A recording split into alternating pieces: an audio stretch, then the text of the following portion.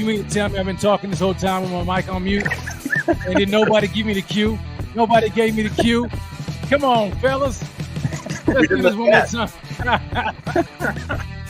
Let's do this one more time. What's going on, everybody? Yo, it's your man Rev here, joined by my man Zach Vaughn and Kevin Syracuse in the background. And we are part of the BF Riders Club. Glad to be here with you guys on another edition, man. Guys, how you guys feeling this morning? Zach, how you feeling, baby? Feeling pretty good. We already have all the preseason games in the book. Now we just got to see how the final 53 shakes out. Man, and that is exactly what we're going to jump into today. Kevin, how you feeling, man?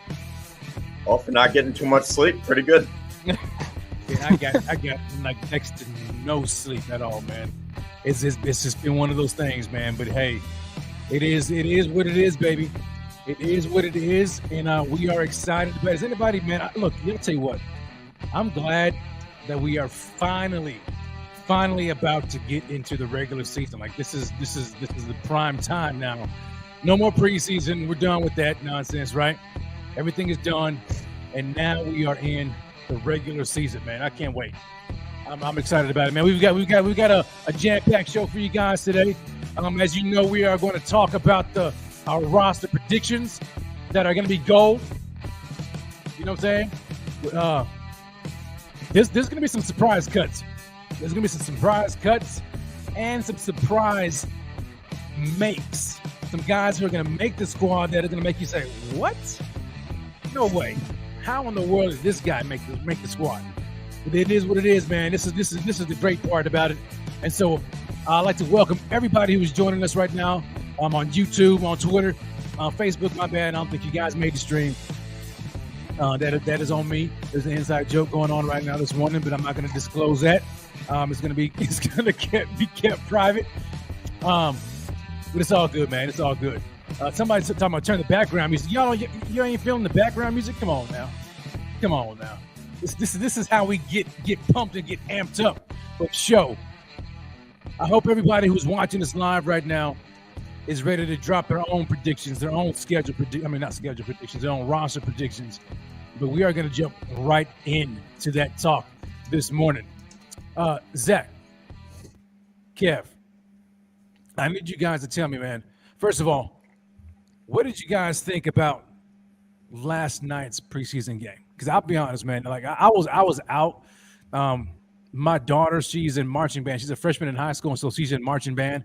And this was her first game, and so we were out there, and I'm up here trying to watch the game on my phone. Terrible internet connection. It was awful. It was fuzzy. It was grainy. But the little bits that I was able to see at times, man, it just was not appealing to me. So I want to know somebody's opinion who actually watched the game. Zach, what about you, man? Well, my opinion is kind of skewed too because I was at work when the game actually happened. But I did watch the condensed version on NFL Plus when I got home. And again, quite frankly, like you said, it was just, Yeah. It was like a bunch of backups that were going, I don't know, it just seemed kind of, to be honest. I mean, obviously, Case Keenum did not look as good against the Panthers as he did against the Broncos because he was playing with second stringers instead of the first stringers. Right. But obviously, we shouldn't be going back to the whole cut Case Keenum, he's a bum thing that was going on after week one. Yeah. Preseason. Like, it was, yeah. I mean, Kev, what about you, man? How did you feel about the game? Did you get a chance to watch it? I didn't really watch too much because I was working. So I listened to the first half, and then I actually went up to Buffalo last night. So I listened on the radio. I saw a few highlights here and there. I watched in between jobs and when I was in and out of the shower trying to scarf down dinner.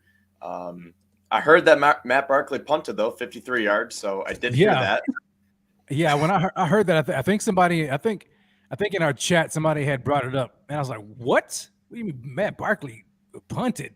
And I saw the clip, and I was like, "Oh, dang! All right, Matt. I mean, for a backup quarterback, it wasn't too bad. It was all right. You know, he got a lucky bounce, but nevertheless, I mean, it worked. You know what I'm saying? It worked. But yeah, people are in here talking about he didn't miss anything, Rev.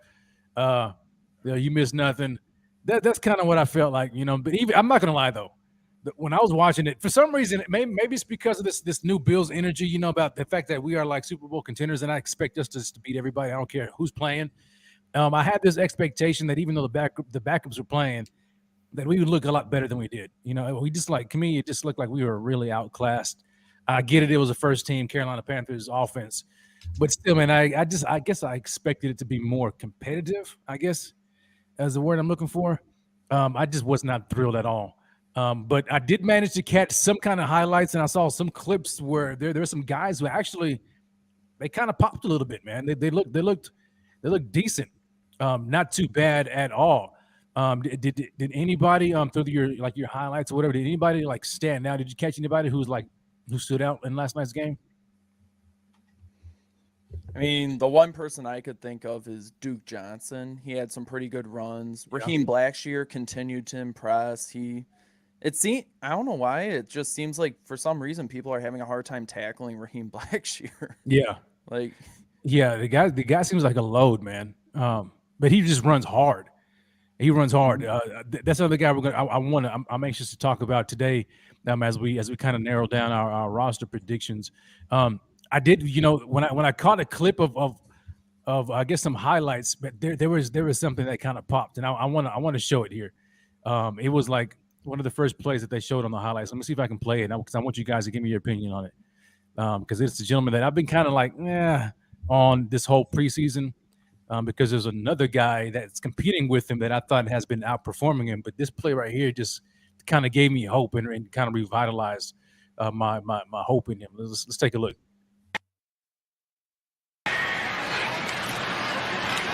Quick throw, and it wasn't open. He was looking for Rashad. And on. Did you guys see that?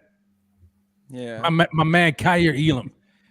I got to play that one more time. I got to play that one more time because I think at this particular point we can actually see his burst, man, and especially because we know he's been known to play man coverage, but this right here shows to me, in zone, that he's kind of developing, man. And Kevin, I want to get your thoughts on that. Take a look at this one more time.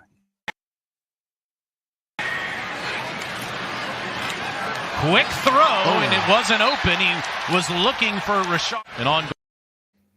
That was nice, man. Kevin, initial thoughts, man, on Kyer Elam and his development so far.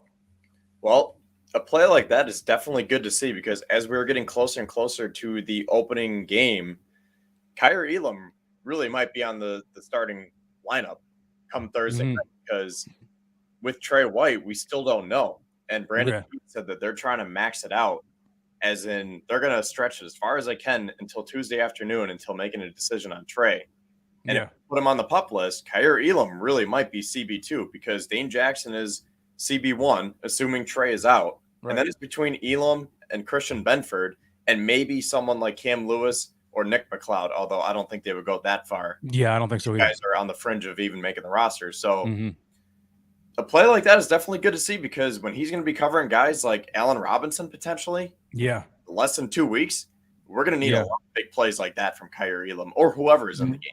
Yeah, no doubt. Zach, what about you, man?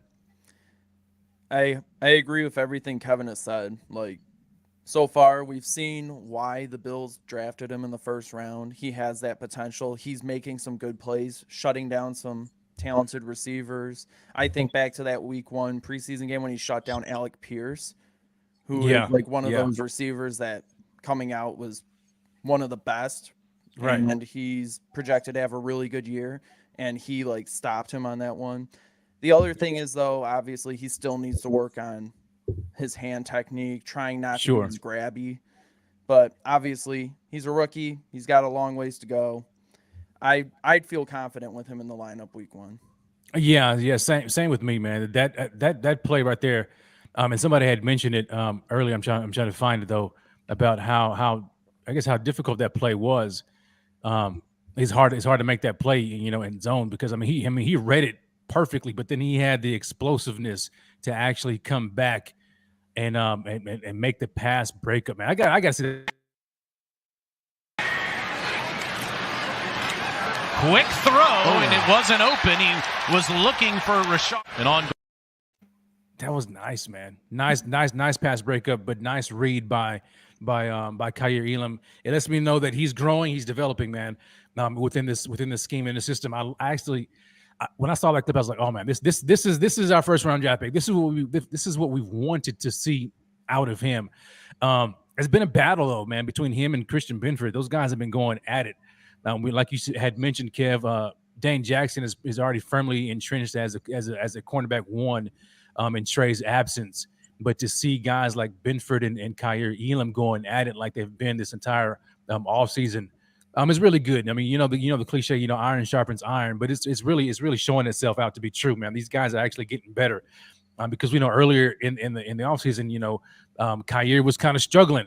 You know what I'm saying? And he's like you had mentioned, Zach, struggling with being drabsy and handsy, but then even with his transition into more zone play, but to see that, it's very encouraging in my opinion.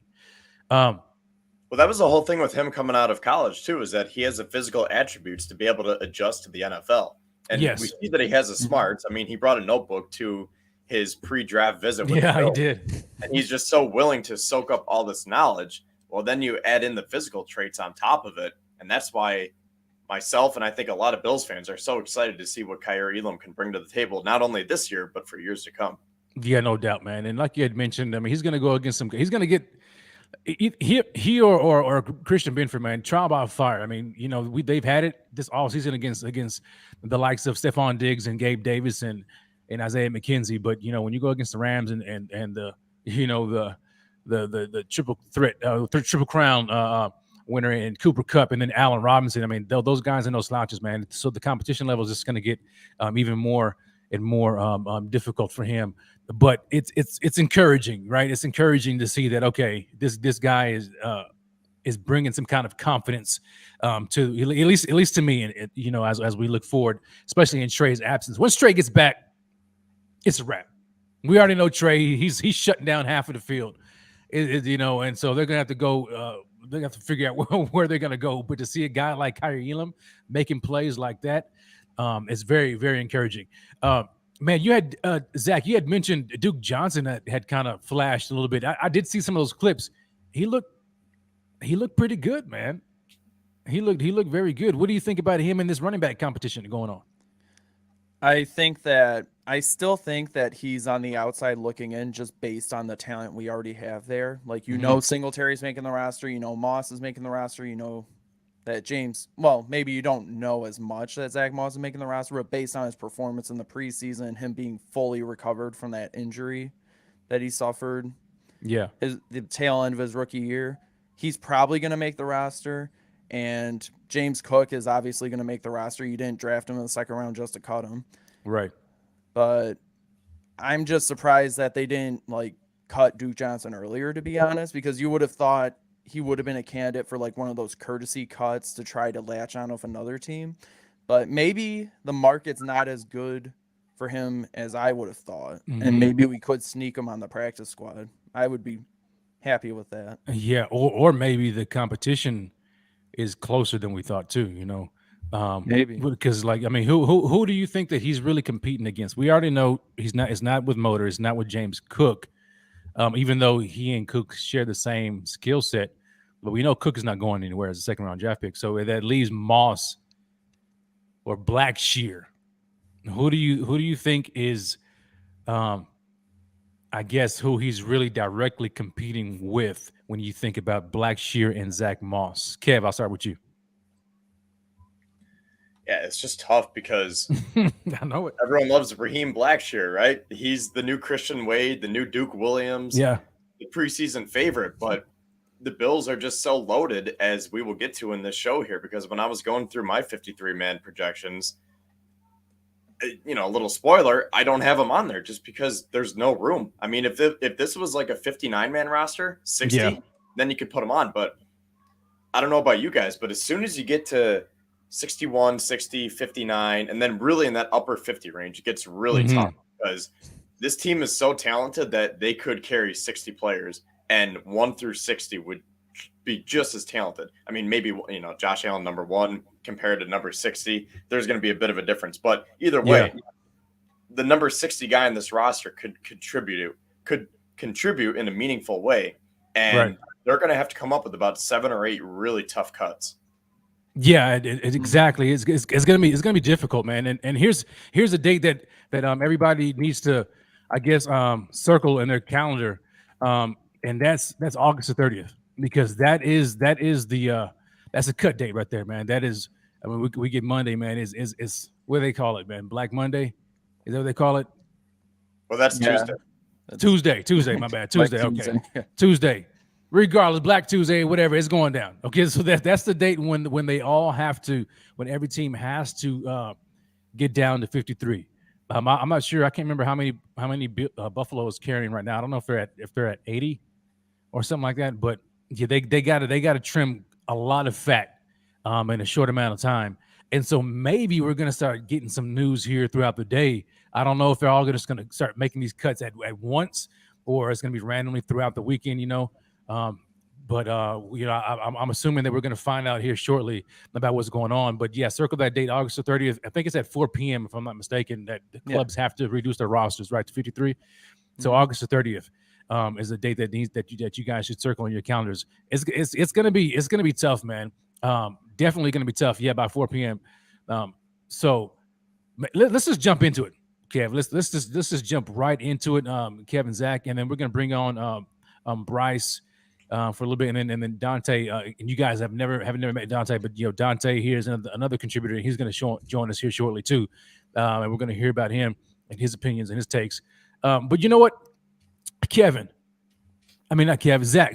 My bad. I'm looking at Kevin's face, and then I'm looking off to the side of my screen, and I'm looking at Zach's premature projection. Zach, you put something out, man, back in May.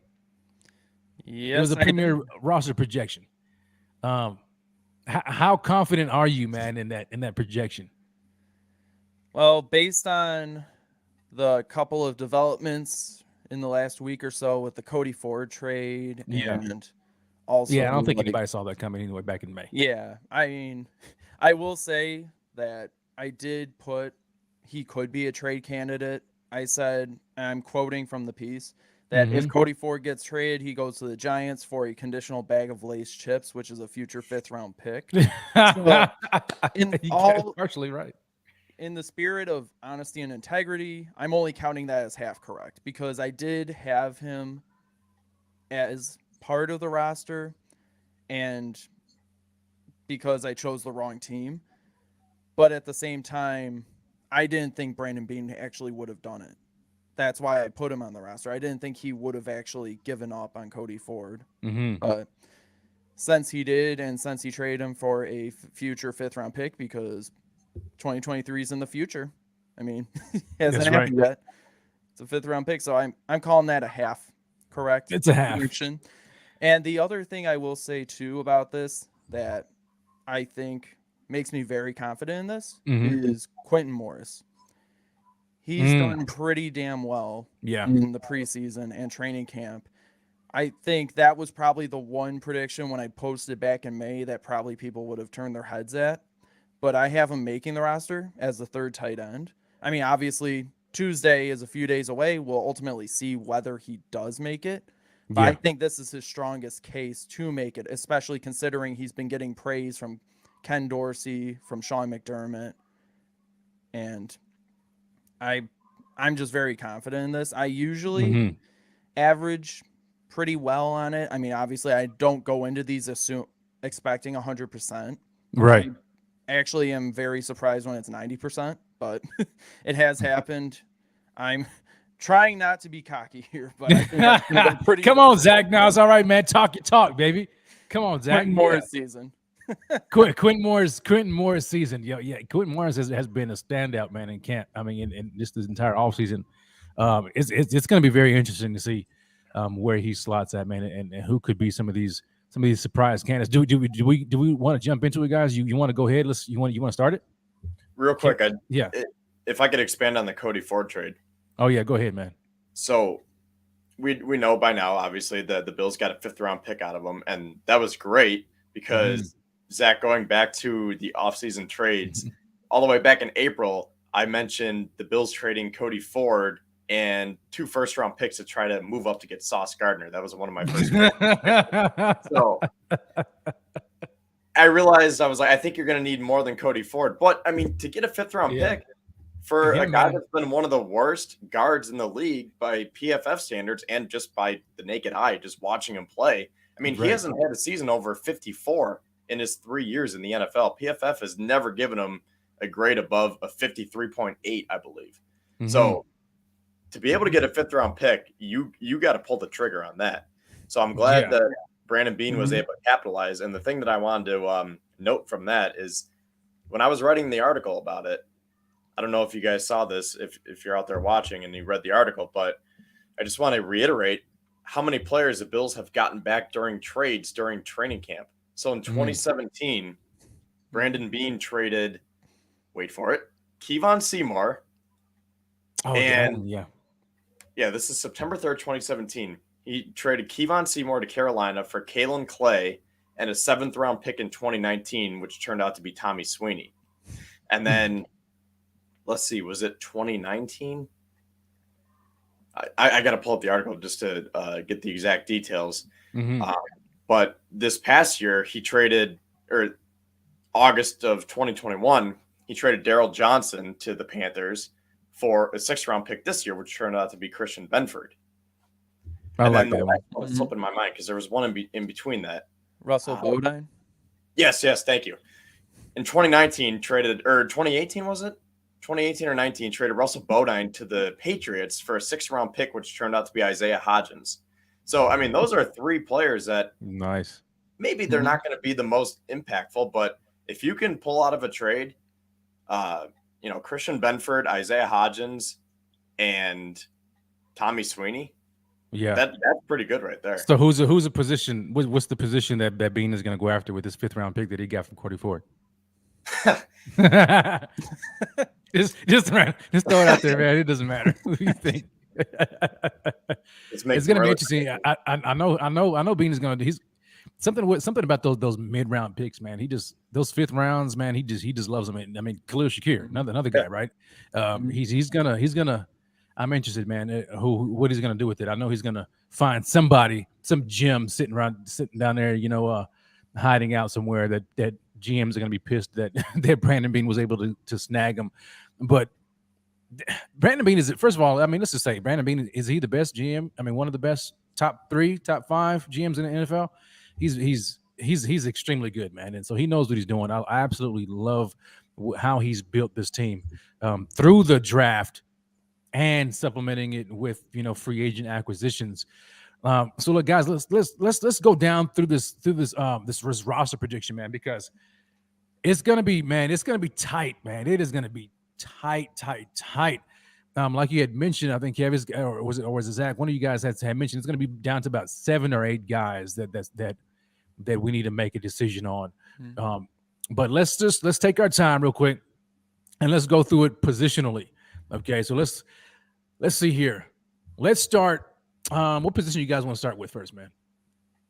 You want to go offense or defense first?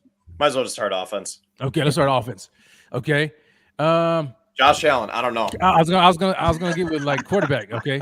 Practice squad candidate. I don't know. All right. So here we go. We're gonna start with the quarterbacks, man. Quarterback.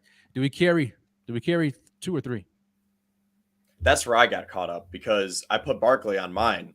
And when it came down to those final 6 or 7, he might be a cut candidate, and then you put him on the practice squad, kind of like a Davis Webb. Oh, okay. Barkley? Yeah. All right. Yeah, that's what I got back in May. Is just Case Keenum was brought in to be the primary backup, and Matt Barkley was brought in to fill the Davis Webb role. And I put it in my article saying foot races and all. Well, apparently now we can add punter to that, but so that makes him very versatile, man. So I wonder if his ability to punt gives him the edge over Case Keenum, who's just a backup quarterback. I don't think it does that much. I'm just talking. I'm just kidding.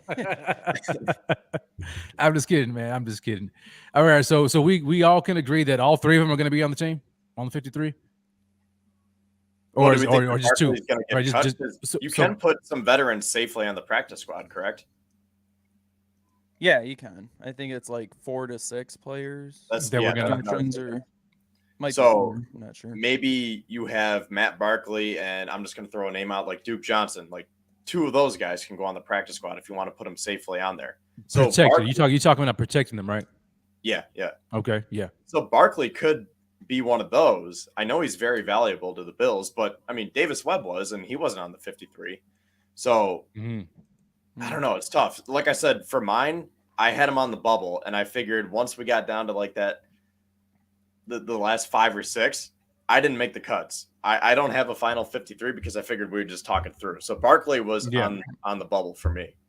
Okay, I like it. I'm cool with it. Yeah. So him in the Davis Webb role, I can see that. All right. Any? Let me see. Does it? You guys, I'm trying to go through the comment section too to see if anybody is mentioning what they think about the quarterbacks here. Do they think that Matt Barkley is going to be a practice squad guy like Davis Webb or not? JC just said there's next to no chance Barkley is going to be on the 53. Surprised we're even talking about it. Nah. Well, we got to talk about it, JC, okay? Because he's on the roster right now. We have to talk about him. Okay. So, so we got the quarterback at the position. All right, let's move on. What about running backs, man? No. Let me save that because that one's kind of juicy. So let's do O-line. Right. Let's do O-line. Okay, so O-line, man, and somebody has to write it down because I mean, man, we've got a lot of guys here because I want to keep a running total. Is anybody able to do that here? Anybody able to do that? Zach, can you do it? Bryce, can you do it in the background? Can somebody do it? Just kind of keep a running total of the players we have, so that way we know. Thumbs up. Yeah. Okay, he's gonna do it. All right. So O-line. First of all, how many offensive linemen did we keep last year? Does anybody remember that off the top of my head? Was it like 9 or? I think it was 9. About 9. Yeah. Okay. All right, so going into the O-line right now, let's just start with the starting 5, okay? Starting 5 across the board. Kevin, start us off, man, left to right. Who do you got? All right, so Dawkins, Saffold, Morse, Bates, and then Brown / Kessenberry. So no, you can't do a slash. You got to do one. Who's starting? Oh, all right. Well, just based on what we know, Kessenberry then. All right, Questenberry. Okay. Yeah. All right, so we got those 5. All right, and then now to snake it back like this is a snake draft. All right, so Spencer Brown then. Yes. All right, that's 6. 6. And then do you want me to keep going or do you want Zach? Yeah. Zach, go ahead. So we start. So we got Spencer Brown snaking back around at the backup right tackle. Okay, so I mean, yeah, backup right tackle Spencer Brown. I would say Tommy Doyle makes his backup swing tackle. Okay. We got Spencer Brown. I'm trying to write this down too, man. Oh man, this is interesting, dude. This line is going to be something else. All right, now, Brown. Ike Butker's on the PUP list, so that saves. He's on the PUP. Okay. So he's on the roster, but it doesn't count towards the. Doesn't count towards the 53, right? Yep. Okay, so Brown, Doyle. I think Greg Mance makes it, right? Yeah, I was about to say Mance. Yeah. So that's 8. Okay. That's 8 right there. And left tackle is Doyle. Is Doyle? Is he? Oh man, this is gonna be tough because is he just like left tackle specifically, or is he swing tackle left and right, or? I think he's a swing tackle, and they tried him at guard too to see if he had any of that versatility. Mm-hmm. I'm not exactly sure what they're thinking will be on that. Okay. All right. So but we've got 2 tackles, man. Any guards, man. Who do you think? I mean, Mance is a backup center. And that's all he doesn't have really the position flex. That's 8 right there. Do we have anybody else, man? Who do you think? I think we need a backup guard, right? Because now there's no guard right now. Can play guard as well. Yeah. Who's that? Mance can play guard as well. I mean, obviously, I think if you do keep him, he's probably the primary backup for Morse at center. Mm-hmm. And I think, obviously, the original plan might have been just Questenberry as backup guard / tackle, but if Spencer Brown still needs to fully recover, then Questenberry's going to be thrust in the starting lineup, which again circles us back to who's the extra guards. But Yeah. So I think right now it has to be Van Roten because you trade Cody Ford, and now it's pretty much Greg Van Roten or Bobby Hart. And from what I heard and saw yesterday, Bobby Hart played a rough game. So I would go with Van Roten right now as the 9th offensive lineman. Okay. Yeah. So all right. So here. Let's I'm gonna try to make this easier for us. Let me see if I can find it. I'm trying to pull up the Bills depth chart, the current depth chart right now. I'm using our lads. Are you? Good. Yeah. Okay. Can you guys see that right there? Yeah. All right. A little bit. Yeah. That's zoom in on it. That's there we go. I got it. Yep. You got it? Yep. There we go. All right. So offense, here we go. All right. So left tackle, we got Deion Dawkins, Tommy Doyle, Luke Tenuta. I was going to say Tenuta is kind of the 10th offensive lineman.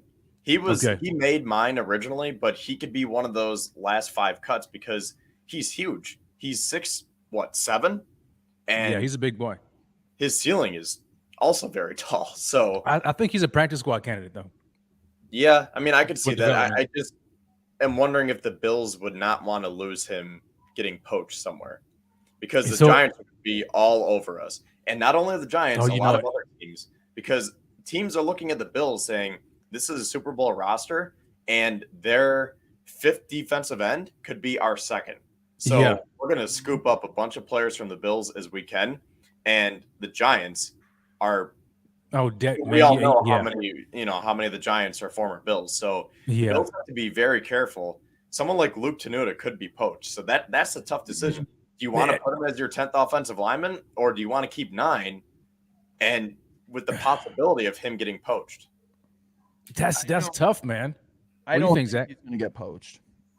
I don't think Tenuta is going to get poached. Just from a size perspective, or just like an upside thing. I mean, I don't know. I mean, if he goes on the 53, I mean not 53, but if he goes on the practice squad, I mean, is he a guy that you would protect on the practice squad? I honestly wouldn't even go that far. He hasn't really done that well in the preseason to really kind of warrant it. I mean, if somebody wants him, go ahead, fine. We'll just find someone else. But I mean, he's struggled. I think maybe what Kevin's point is I guess just the measurables, right? I mean, I think we just all kind of fall in love with measurables and the size and I guess the potential of these guys, and it would be kind of. I mean, you don't want anybody to, you don't want to lose anybody, and you certainly would hope, like, dang man, if we lose Luke Tenuta as big as he is, and his potential, and then all of a sudden he develops into whatever, that can kind of hurt, I guess. But I mean, when you have Spencer Brown, what I'm saying, already on the roster, you got Tommy Doyle, who's already been developing. I'm not too sure how much they would really miss a guy like Luke on the roster, even if he happens to develop into something. So let's just say maybe practice squad. Okay, maybe that's a question mark. But right now, I mean, we got Deion Dawkins, Tommy Doyle. We've already went through the starting 5. Let's go back here. Spencer Brown. Okay. Ryan Bates. Okay, we got Bates here. Did we even mention him? We did mention him. You did mention him, Kevin, didn't you? Yeah, he was starting. Okay. So you mentioned him. All right. So now we've got, we got 8 so far, man. That 9th guy, man. That 9th guy. I'm looking at it right here, and it almost seems like it has to be Bobby Hart, man. I don't know, because like, who else would it be? Wait, Greg Van Roten? Yeah. Do you keep Greg over Hart? I don't. That's a tough decision, man. It's down to Van Roten and Hart, right? Yeah, that's what I'm thinking, because Ike, like you said, Ike is going to be on the pup list. It's not going to count against the 53. But when he comes back, how long are they on the pup list for? 4 weeks. They shortened it to 4 weeks this year. 4 weeks. So when he comes back in 4 weeks, he's on the 53, or he has to be removed, right? He has to be removed from the list. Okay. So he's are we penciling him in on the 53? Once I'm just kind of looking down the line, okay, past the pup list window. All right, so then he would essentially make our 9th offensive lineman once he returns. Well, wait. If we're doing this based on what they're going to do Tuesday at 4, we wouldn't put Butker on, right? Because in 4 weeks you make the roster move.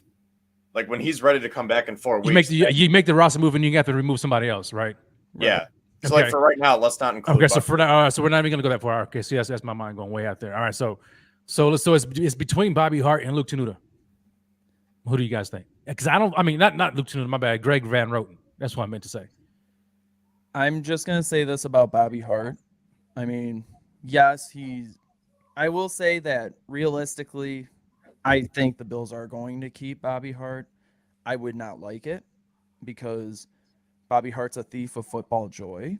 Calling him a football player is an offense to football players everywhere. And even if he doesn't do anything wrong on a play, you still can't stand seeing him on the field. But Did you see him give up that sack? yeah, that was awful. And that's why I say these things. Like, Yeah, but we don't want him starting, right? Like that would be like in an emergency standpoint, right? Emergency purposes only. And Josh is gonna be running for his life. I think we just need a body there for 4 weeks, right? Is that can we all agree we just need a body for 4 weeks? I'll protect Josh. I'll stand there Man. and let someone. Dang, man. Yeah, I saw that. I was like, oh my gosh. Yeah, he did absolutely nothing. But that Derek Brown is a monster, though. He's a monster.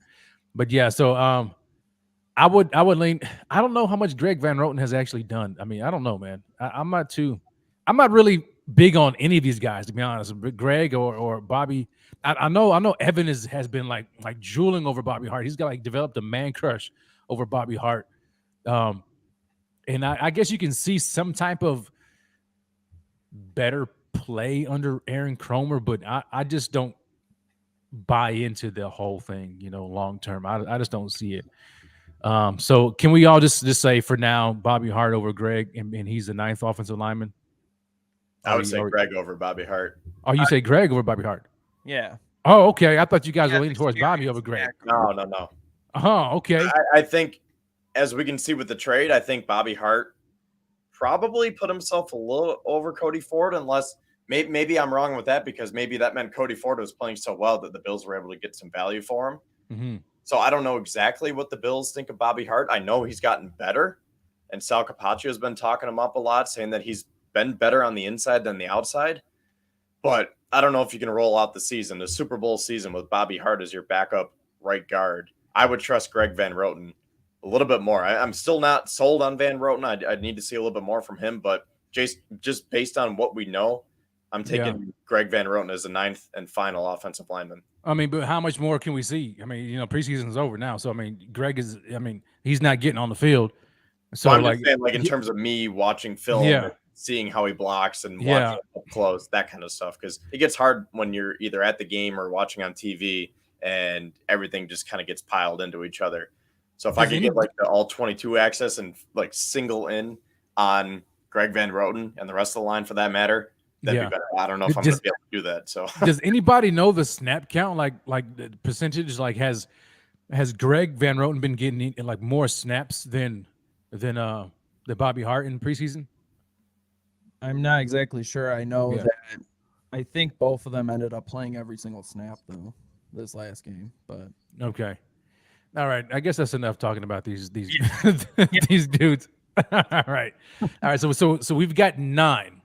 9 is the number that we're keeping on the offensive line.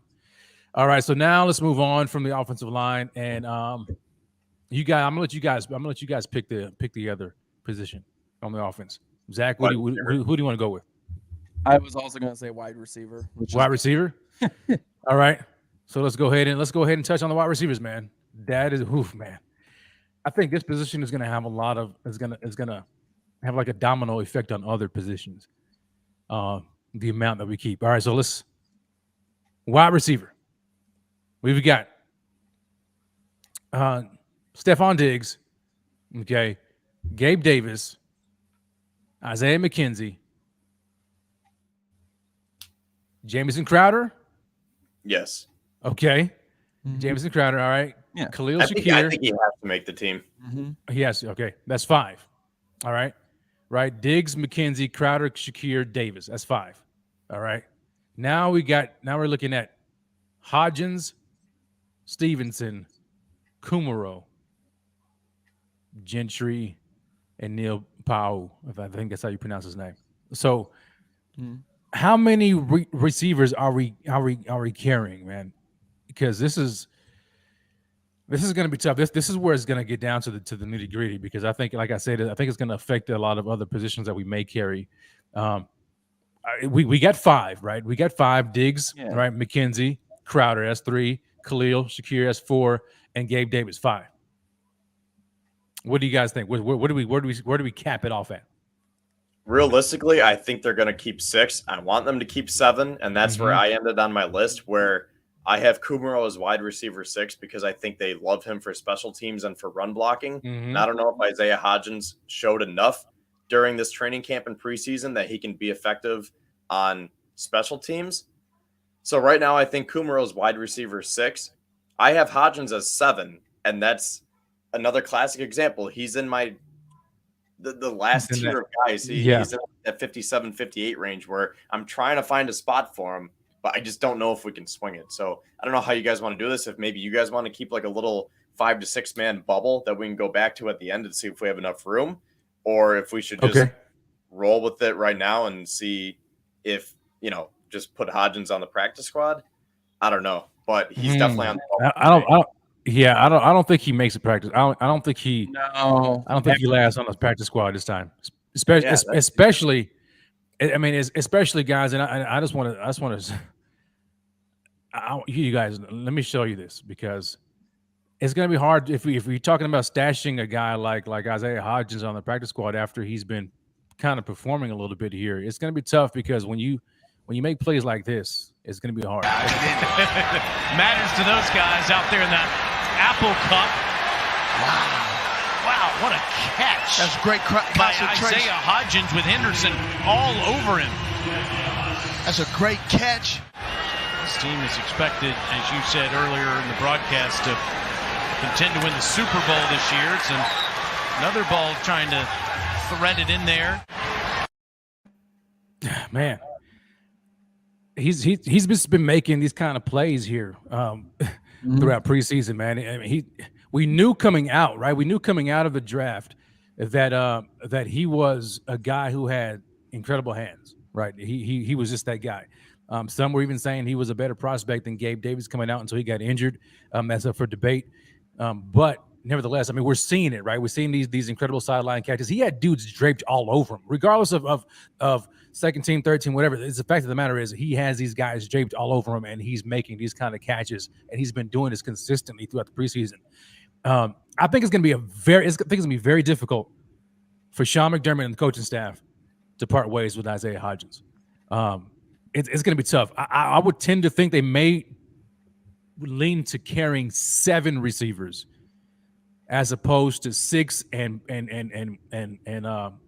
risking putting him on the practice squad yet again, or just losing him. Because when you see that, because to me, you get the glimpse of the potential that made him the draft pick that he was.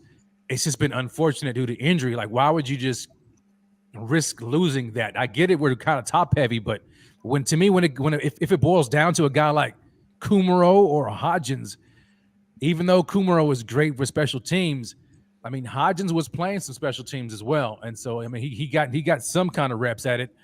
Could he develop into a special teams role while offering more upside and more potential on the offensive side of the ball than Jake Kumaro? What do you guys think about that?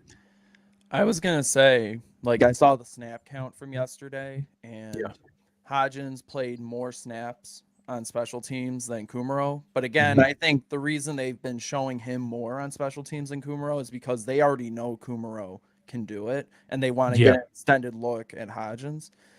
Like many people are saying in the comments, I too think at this point, this is one of the changes I would make from May.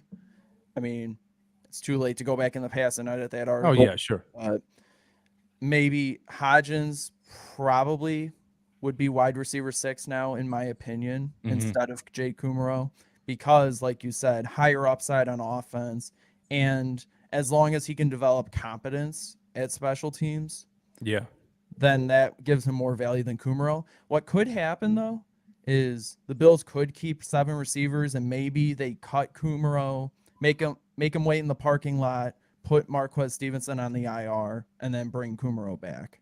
Do something like that if they want to keep both of them. Okay. Hey, what about you, man? What are you thinking? It's just tough because personally, I want to keep Hodgins. I think he's been great. and I feel bad that he hasn't really got his chance because the Bills' wide receiver room has been so deep, and he's been dealing with injuries over his little short career here. So he's finally been showing up and showing out. It's just that the Bills value special teams so much that I feel bad because if it were up to me, he'd be on my team. But I feel like Bean and McDermott are going to take special teams over that. And I know that they know what they're doing, but I just find it a little hard to, I don't want to say clog roster spots, but how many special teams guys do we need? Because I love Tywan Jones, but he's solely used for special teams. Tyler Matakevich, special teams. Saran Neal, special teams. Jay Kumaro, special teams. Those are 4 roster spots right there that you're taking up for special teams. And I know with 13 seconds, that whole thing was just a whole debacle. But you build up your special teams for moments like that to get you to the AFC Championship game. And where did it get us? We're left stunned for 13 seconds because special teams didn't come through. So I like on one side, you could double down and say we need to really go hard on special teams now to make sure that doesn't happen. And we're going to have even more special teams guys. Or you can look at that and say, well, it didn't work out last year. So maybe we're valuing this too much. And maybe we should keep Hodgins, even if he can't perform on special teams as well as Kumaro, because it didn't help us get to the AFC Championship game last year like we had hoped. Man, that's gonna be tough, dude. Yeah, because they value special teams, especially the core special teamers. I mean, and so even though they didn't come through, I don't necessarily know you can kind of like say, well, because they didn't come through, then that means that the core is not as important as we think it should be. I just don't know if Sean McDermott is going to do that. I think he's still going to value it. But I do like the idea, though, of maybe getting rid of one of those special teams only players. You know what I'm saying? In favor of somebody else who can probably either do what they can do, be developed into that, but also provide more on whatever side of the ball they play. Hence, like what I mentioned, and Zach, you as well, about Isaiah Hodgins, even a guy like Blackshear potentially. You know what I'm saying? It's just like you mentioned, we carry a lot of those guys, those special teams only players. But is there one guy on there on that core? Let me just ask that question, Kev. Is there one guy within that core that you had mentioned? Tywan Jones, Tyler Matakevich, who else? Saran Neal. Saran Neal, Jay Kumaro. If you had a choice to get rid of one of those guys in favor of, let's say, a bubble guy that could potentially offer more on whatever side of the ball that they play in, would you be willing to do that? And if so, who would it be? Yes, I would. Now, I do want to say I think it is important to have a core of special teams because that is the other third of the game. Everything is not offense and defense, because on the flip side, if you tear apart your special teams, Kansas City could have ran back a kick or a punt, and that could have ended your season. Right. So it is important to have it. I just don't want to overvalue it to the point where you're taking a roster spot away from like a Raheem Blackshear. So that's why I'm wondering if, I know they love Tywan Jones. He's a captain, yada, yada. But if you get rid of Tywan Jones, can Raheem Blackshear play special teams? Because we know he can contribute on offense, at least in the preseason. I know it's just preseason, and he hasn't been going against the guys that he'd be going against if it were the regular season. But that's the big question. Can Raheem Blackshear, or even Duke Johnson for that matter, can they give you enough on special teams? Because you know that they're going to give you more on offense. There's going to be a dip in special teams. So how much do you want to balance that? I will say this, just to jump in on this. Yeah, go ahead. Let's remember last preseason, Antonio Williams was making plays. He was running all over. Everyone wanted him to be kept. People pointed to him in 2019 being the special teams MVP or winning some award at North Carolina, but they still kept Tywan Jones. So that's why I'm saying until McDermott and Bean show, until Tywan Jones is announced as cut, I can't see them cutting him. I'll see it when I believe it, and I'll believe it when I see it, basically. Yeah, I don't either. So I guess going full circle here, you want to put Hodgins as wide receiver 7? And then if it comes down to it at the end, if we have 55, 56, we're going to have to make that tough decision if Hodgins is worthy of staying as wide receiver 7, or, someone like a Greg Van Roten is worthy of staying at the 9th offensive lineman, although we just kind of decided we need a backup guard. But do you guys want to do that where we could have 4 or 5 players at the end? Like Matt Barkley was kind of on our bubble right now. Mm-hmm. Right? Did we keep him on the 53 or did we put him on the practice squad? Who's this? Barkley. Barkley, I think practice squad anyways. So that's what I'm saying. Like, do you want to Okay. keep him on the 53 for now? And then at the end, when we have like 4 or 5 really tough decisions to make, then we'll figure out who gets to stay and who gets to go. I mean, Or I do you think want he's. to do that now? I think he's already on there though, man. You know what I'm saying? Like, let's just keep him. Let's just keep him where we have him slated for now, and then go go through the bubble, because I'm trying to type down these. Yeah, I'm trying to type down these names here because we got so. Just let's just go back through the wide receiver position right now. How many do we have? Do we count? Was it 6 or was it? Are we going with 6 or 7? What are we doing? Let's go with 7 for now. And like I 7? said, at the end, if we have to trim down our bubble, I guess we will, which we'll probably have to. So, I mean, I was gonna say, like, again, what are you guys' thoughts on the whole roster maneuver type thing where, like, you put Marquez Stevenson on the roster just to put him on the IR to free up a roster space to bring someone back? Because we haven't heard any update from him at all ever since it was announced that he had his foot injury and he was going to be out a while. Mm-hmm. Like, So put him on IR, so that way you can free up another roster spot. Is that what you're saying? yeah, like it would be a parking lot cut situation where like, I think it was like last year they cut Reed Ferguson and then put Stevenson on the IR and then brought Ferguson back. Oh, I see. Just doing something like that where you do that roster maneuvering, like put an injured player on the IR because you don't expect them to be back soon, so then you can free up that roster spot and bring someone back. wouldn't that be the same as keeping Hodgins? Wouldn't. Say again, Kev. Wouldn't that be the same as just keeping Hodgins as wide receiver 7, though? Well, I think technically speaking, the way the rules are for the cut downs, you have to be at 53, and then like you would have to make that sort of maneuver. I think there's a specific reason why teams have to do it that way, where you have to retain a player through the cut down and in order to be able to put him on the IR or something like that. I think because otherwise, if they are put on the IR beforehand, then they're shut down for the entire season or something. I believe that's what it is. So that's why it's done that way. And of course, you wouldn't be cutting Hodgins because he would go through waivers. You would be cutting Kumaro and then bringing him back or something like that, because you have to make sure the players that you are cutting have more than 4 vested years so they avoid waivers. Okay. Yeah, that makes sense. I can see that. I can see them doing some kind of roster finagling, some just some magic to make some rooms like that. Yeah, I can see that. And so I've got. Let me see here. All right, so we get our bubble is getting big already, man. All right. So for now, on the wide receiver position right now, we've got Diggs, Davis, McKenzie, Crowder, Shakir, Hodgins, or Kumaro. Who is it?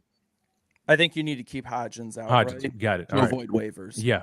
All right. So Hodgins is on there. All right. So now we've got that. Now let's move on. Next position, tight end. This one is going to get kind of.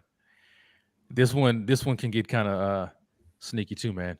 All right. So tight ends. Okay, we definitely have Knox, right? Mm-hmm. And then after that, it's really exactly, man. Exactly. Man, this one is going to be Bryce. Do you want to come in on this tight end talk, man? You good? Let's bring Bryce in. Let's get another voice before we bring in my man Dante. Here we go. What's good, Bryce? How you doing, man? What's going on? Oh man, it's buddy. Hey, this been roster prediction, man. This is getting tough, man. This is getting very tough. Before we move on to tight ends, man, is there anything that you wanted to add to our conversation that we've been having about the wide receiver so far? Yeah, I think with wide receiver, the only reason you would keep 7 is to give your first-year special teams coordinator, I forget his first name. Dorsey. Matthew Yeah. Smiley. Yeah, Matthew Matthew special Smiley. teams. Matthew Smiley. My bad. Yeah, special teams. Uh-huh. Give him some veterans to make his job a little bit easier instead of going Mm. with first-year special teamers where they don't really know what they're doing just yet. Because if you keep Taiwan and you keep Kumaro, it makes his job a little bit more easier. Yeah, I mean, but what about Taiwan or Matakevich? You know what I'm saying? Like it's you It's know, tough. I mean, keeping. I mean, because we have a core. I think we can. I don't know, man. I think we can afford to lose one of them. Maybe Kumaro would probably be the one that you can afford to lose. Yeah, or it could be Taiwan could be a surprise one, man. You know, I mean, the man is what is he 34? Yeah, he's getting up there in age. Yeah, man, it's gonna be because then if you really like Raheem Blackshear and you don't think he can pass through waivers, then I think that makes you releasing Taiwan Jones a little bit more easier. Yeah, and I definitely want to touch on that as we get closer to the running back position. So we'll put a pin in that one right there. So let's just jump to the tight end position. So off the top, we've got Dawson Knox, right? You know, we added.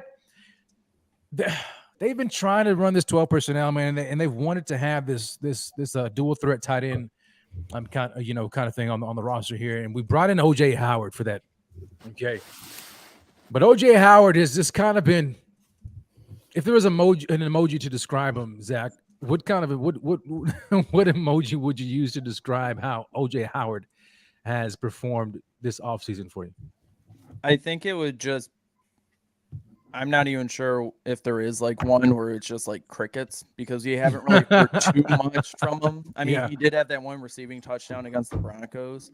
I will say, and I know the discussion has ramped up over the last few days about the tight end room behind Knox. Mm-hmm. And like, I know we've ourselves in our group chats have had some spirited discussion about whether OJ Howard and Yeston wrote a piece about it yesterday on the BF blog about whether they would keep OJ Howard or maybe cut or trade him. Realistically, I expect him to make the roster because for the same reason why you would possibly trade him. You trade him to a contender that may want some extra depth or behind the tight end room. But then if you trade him, you're a Knox injury away from needing that tight end depth. So it's just like you have him here. You're going to pay him no matter what. Why not just keep him? And then the debate becomes tight end 3. Do you keep a third tight end or use that roster spot elsewhere? And like I said previously in the show, I think Quentin Morris would be tight end 3 if they keep a third tight end. Okay, so let's just jump into it, man, because you got my juices going here, Zach. All right, so tight ends. All right, Dawson Knox.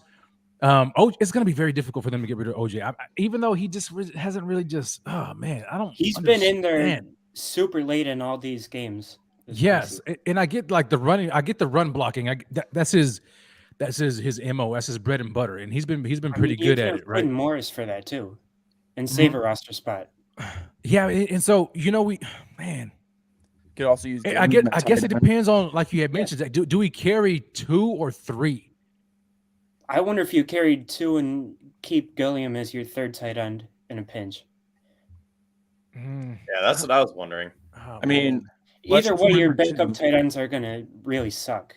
I hate to say it, but they're not going to be very good. They're not going to be Knox. The reason they signed OJ Howard in the first place.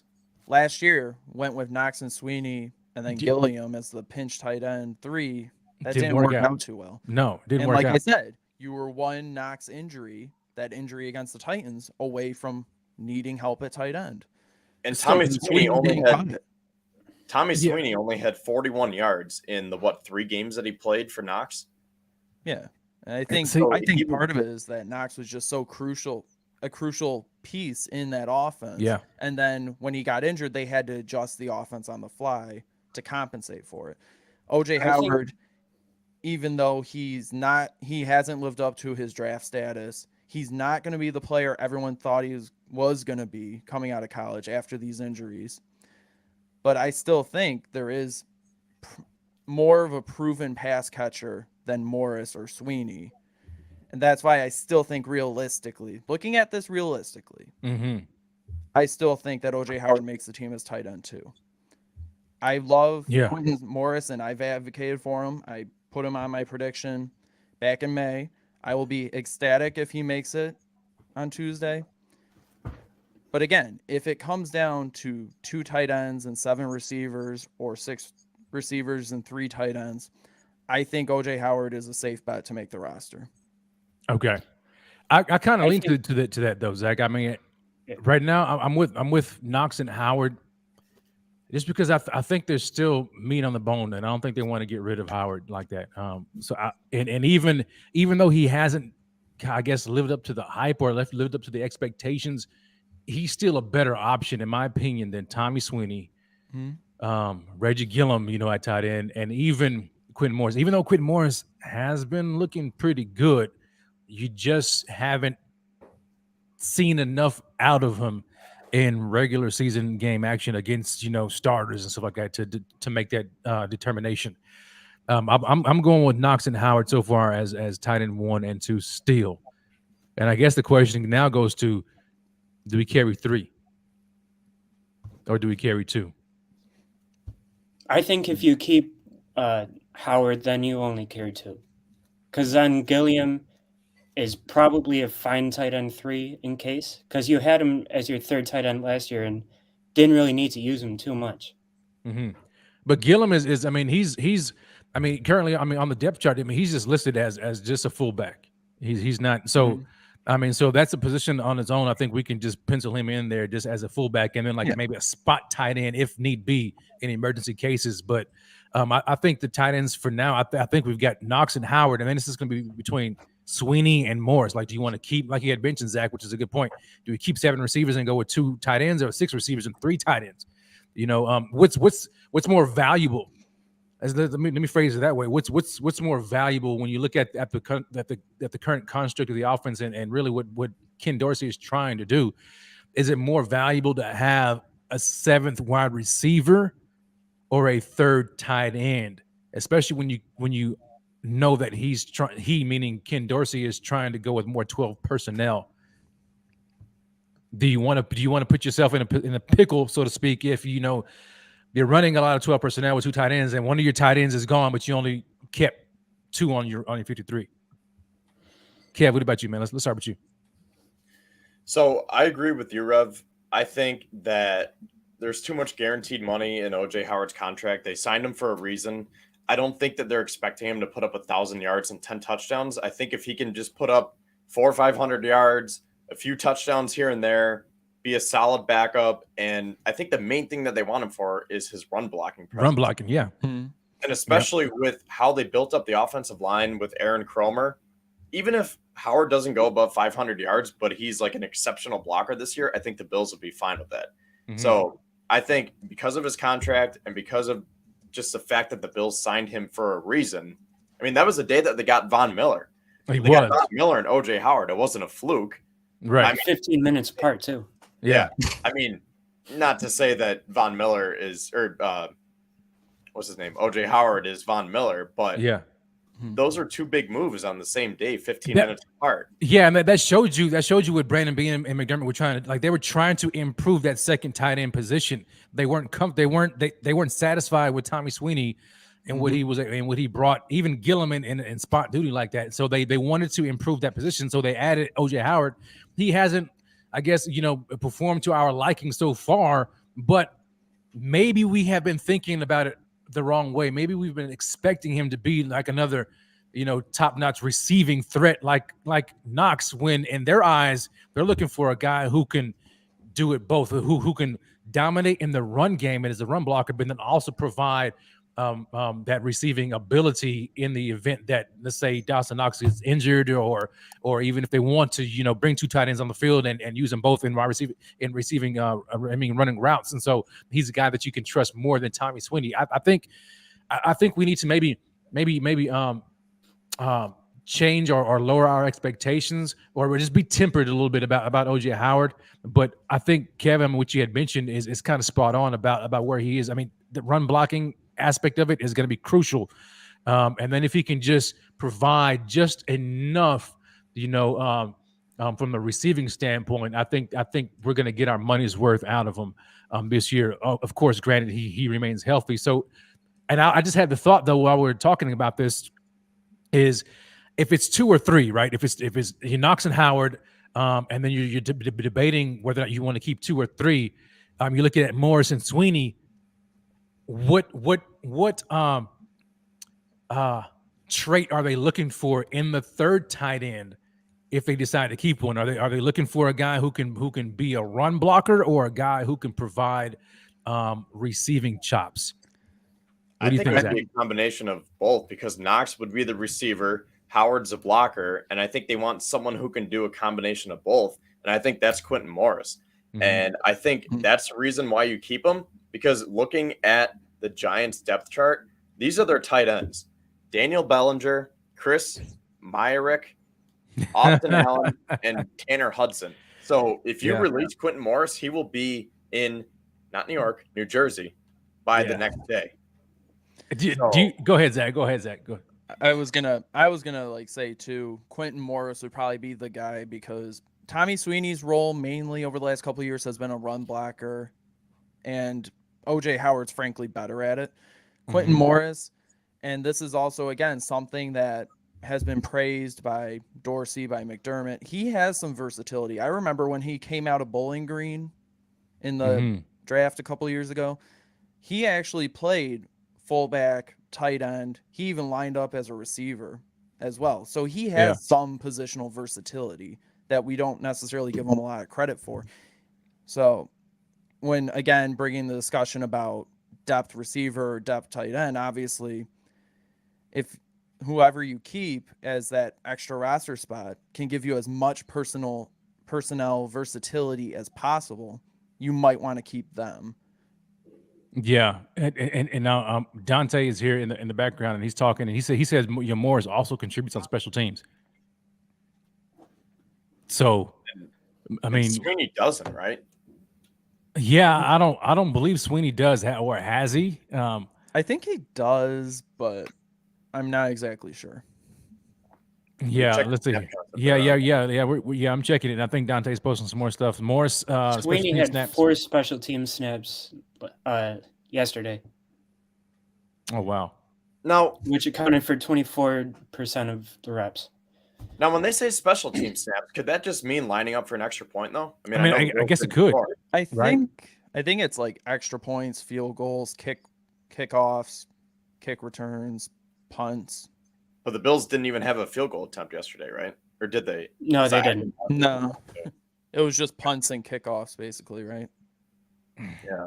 Yeah, I mean, here's my opinion, man. If they want to take 3, I think it has to go with Knox, Howard, and Morris. If they go with 3, because again, I mean, we currently have let's just see. I mean, we're good because we're gonna have to trim somewhere, right? If we keep 3, we've got 1, 2, 3, 4, 5. We got 6 right now currently wide receivers, right? 1, 2, 3, 4, 5, 6. Yeah, Diggs, Davis, McKenzie, Crowder, Shakir, Hodgins. So if we can keep 3, then 3 tight ends. All right, so let's just assume we keep 3 of them. Okay, Knox, Howard. I'm writing it down too as I talk, and then Morris. Because I don't think Sweeney. When you look at Morris and Howard, I think Morris is more versatile than Sweeney is, and so I think we can go with those 3 guys right there. Wait, so what do we end up doing with Kumaro? So Kumaro on the bubble. Kumaro's on the bubble. Yeah. Okay, because I was gonna say in my head right now, I have Barkley, Kumaro, and I guess Morris now. Yeah, because it would probably be those 3. No, Morris is on the 53. Yeah. Are we for sure? Like he's definitely. Yeah. We're gonna put Morris on the 53 as a third tight end. And so I've got on the bubble. I've got Barkley, Kumaro. Let me see here because I'm going back to the O line. We had for some reason I've got Hart on the bubble, but we actually put Hart on the 53, right? Oh, Tenuta.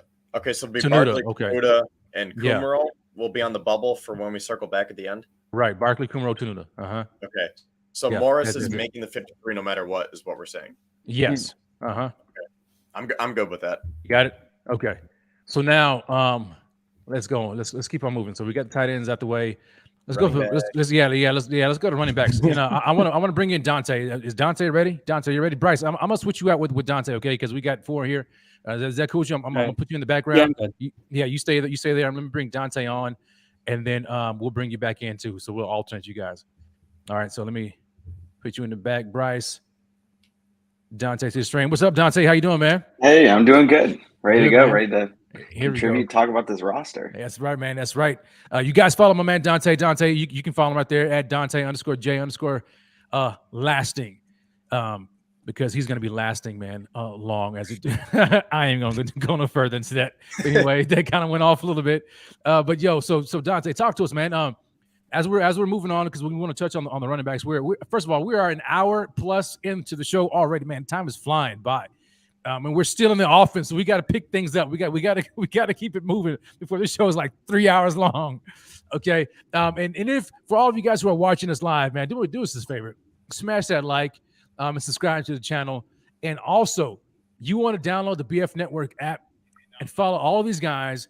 And this is where you can find their articles on the BF Network app. We've got the articles, we got the lives, man. We've got merch. You want to make sure you're connected to the BF Network, especially as we ramp up for the regular season. And go to supportbf.com to follow us on all of our social media platforms. So Dante, as we're talking about the tight end position here, is there anything that you want to add to it? Because to us so far, we've got 3 tight ends. We're carrying 3. And I know you've heard it on Dawson Knox, OJ Howard, and Quentin Morris. What do you think about that? I think I was going off of what you guys are saying, and I think Morris edges out Tommy Sweeney just because of his position versatility and because of what he can contribute on special teams. I love it, man. All right, so now moving on. Let's tackle the running back position. Okay, running back position, man. Kevin, I'm gonna start with you, man. I want you to jump in on this first. Who are your starting running backs? Not starting running backs, but just running backs that you have listed on the roster so far. Well, Singletary and Cook are locks. Mm-hmm. And then after that, I think Zach Moss is going to earn his roster spot because his ankle is fully healthy and he's a lot more confident. And I think they want to wean Josh Allen off of the QB runs. And I think they're going to try to integrate Zach Moss more into the offense by putting him in on those 3rd and shorts or 1st and goals, 2nd and goals. Mm-hmm. So I think Zach Moss earns a roster spot that way now that, again, he's healthy and he's feeling better. And I've seen some nice cuts from him this preseason where every time he makes a cut, I'm like, that's all you had to do against New England in the win game. And that's that's it. From the 1 seed and the 2 seed. To the outside, man. It was right there. Outside. But, so I think Moss is going to be on the team. And I think just because they love Taiwan Jones, I think he's almost a lock at this point too. I would be shocked if he's gone. There is a chance that they would keep maybe. I don't know. No, I really don't see them keeping Duke Johnson or Blackshear over Taiwan Jones. So those are my 4 running backs. Singletary, Cook, Moss, and Jones. And then maybe Duke Johnson, practice squad. Blackshear, definitely put him on the practice squad. But those are my 4. Dak, what about you? Yeah, that's literally what I had. That's what I had back in May. That's what I'm saying now. That's probably what's going to happen on Tuesday. That and also Gilliam at fullback, which technically is lumped in with the running backs. So then, all right. So then that makes 5, right? Yeah. Is that correct? All right. So let me add Gilliam. Any objections to that, Dante? What about you? I just have 4. I have Singletary, Moss, Cook, and Gilliam. I have them cutting Jones and Johnson and then waiving Blackshear to hopefully get him back on the practice squad. But Jones only temporary to do some of that parking lot type of cuts to move some players around. Spicy. I like it, man. I think there's going to be one of these core teamers, man, who are going to get the to make room for some more players. But for now, let's just do this right now. We got Motor, Cook, Moss, Jones, Gilliam. Okay, let's do that for now. And I don't know, dude. It's gonna be tough, buddy. That's gonna be tough, man. I don't know. It's hard for me to sit there and look at Taiwan Jones, 34 years old, right, as a special teamer only, as good as he's been, and then you got my man like Blackshear, man, who can potentially come in and do some of the things that I don't know, man. I guess we'll see. So is there a back? Kev, you want to jump in? You got something you want to say? I was going to say, and it's not only that Taiwan Jones could be blocking Blackshear. he could be blocking Isaiah Hodgins because we're talking about the running backs, it's kind of a trickle down effect. Yeah, it does. Yeah. If you keep Tywan Jones, it might be between Jones and Isaiah Hodgins, between Jones being that running back 4 and Hodgins being either wide receiver 6 or 7. So you have to think about it from different angles too. Yeah. And that's why it's just so tough for me to want to keep a 34-year-old who, again, he's a captain. The Bills love him. But how many special teams guys can you have to the point where you're blocking some of your younger talent that, I mean, here's another fact too. Not fact, but another idea. I was looking at the Rams depth chart, and they're pretty thin at wide receiver after their top 3. And especially with Van Jefferson being a little banged up, if you release Isaiah Hodgins, you think he's going to LA? It's going to happen, but they have Allen Robinson, Cooper Kupp, Van Jefferson. If Van Jefferson doesn't play, you could pull a Bill Belichick move here, and the Rams could put Hodgins on their roster to try to game plan around Josh Allen and the Bills and dress him up on Thursday night's opener. Hodgins is going to be on a gag. He's going to have a gag order. He won't say nothing. No, I'm just kidding. I don't know, man. I don't want to. That's like way too far down the road. I don't think it'll happen. But I'm just saying, like, if you release a guy like Isaiah Hodgins, something like that could happen where the Rams pull a New England Patriots move and say, "Hey, we're going to get Hodgins for game planning against the Bills, and then if he performs well, we'll keep him for the rest of the year while Van Jefferson is recovering." Right. Here's the one thing though: Hodgins would go through waivers. Giants have a higher priority waiver than the Rams, assuming that Dable wants to keep adding to Buffalo Bills East Rutherford branch. Yeah, I think Jersey is going to be Buffalo East, man. I think that's what it's going to be, man. He's going to be poaching they're going to be poaching our team, man, like left and right, man, like McDermott did to Carolina. Dude, it's the more I sit here and look at who we have right now, running back. Carrying 5 guys. The more I'm like, oh my gosh, I want to get rid of one. I want to get rid of Jones so bad. I do, man, just because, golly. Do we want to stick with it like this for now? Is there anybody on the running back depth on the running back depth chart that we want to put on the bubble? I guess you could put Tywan Jones on the bubble, and we could circle back at the end. But I like I said, I just feel like he's a lock. Zach, anybody? Because if not, I'm locking it in right here with Motor Cook, Moss, Jones, Gillum. I just gotta say, my last point is death taxes. Tywan Jones on Bills.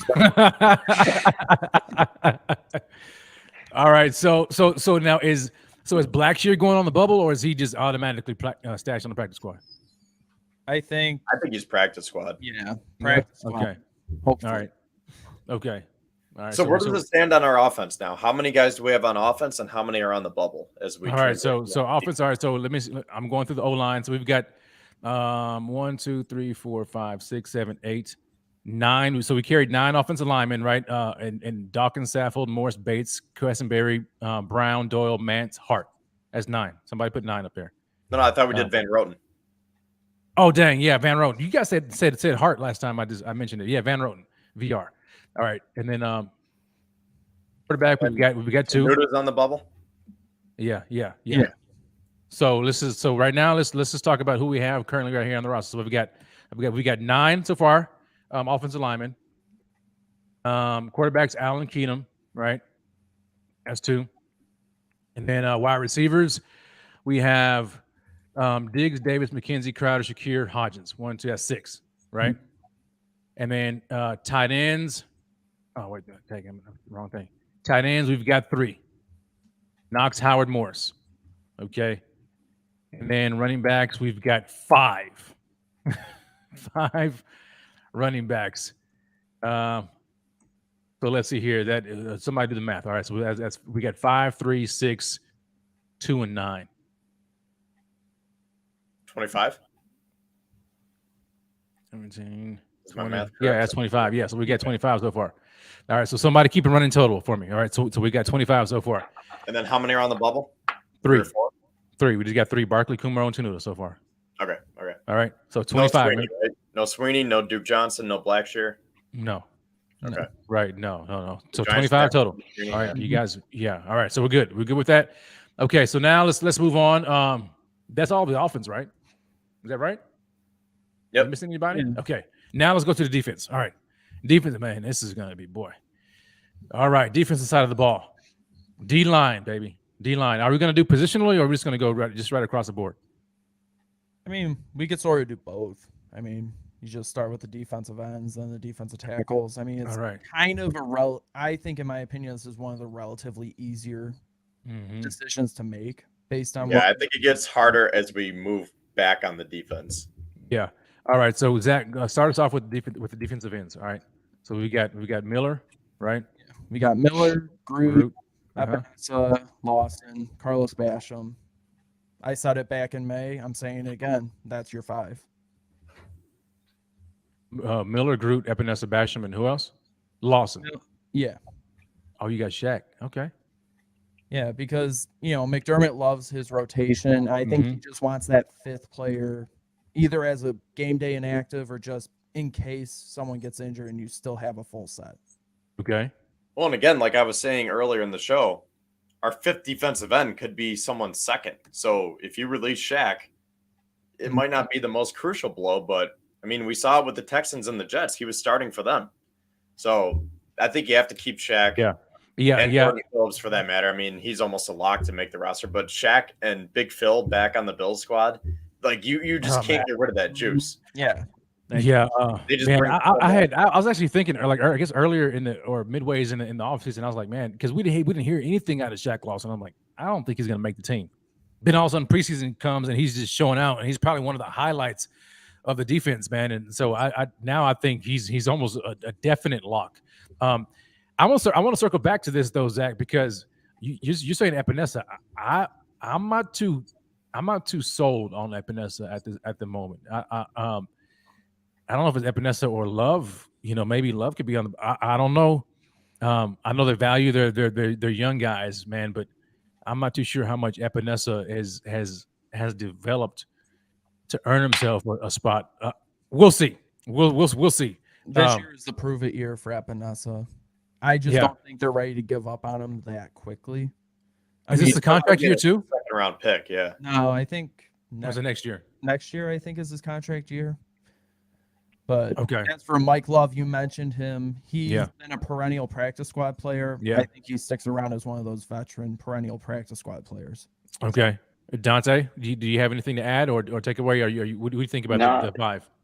Yeah, I think the 5 are set. I think with Epinesa, if you do release him, he will get scooped up by someone else. But as Zach said, with Mike Love, I think he's safe on the practice squad. All right. So Miller, Groot, Epinesa, Basham, Lawson. 5 defensive ends. All right. Defensive tackles. Dante, give me your tackles, man. I have 4. I have Ed Oliver, Daquan Jones, Jordan Phillips, and Tim Settle. I feel like after that, there's kind of the drop off there, and you can differentiate the starting 4 from the practice squad guys. Yeah, I'm definitely. I don't agree see with a that. 5th guy. Yeah, I agree with that. I'm just trying to think of a 5th guy. Like, Eli, he's been showing out. Brandon Bryan has been showing out too. I was going to say, should we put one of either Eli Anku or Brandon Bryan on the bubble for now? Because I feel like they would want. Yes, to me, yeah. Because go ahead, Zach. Who are you leaning towards? Here's why I would put Brandon Bryan over Anku on the bubble. It's because he's shown that positional versatility on the D line. Leslie Frazier lined him up at DT, lined him up on the edge. He even referenced that. You could see it on the film, and he's showing that there is something there where he's learning this and he's able to provide more versatility than Anku. That's why I would say put Bryant on the bubble over him, though I think Eli Anku could make the practice squad anyways. I would agree with that.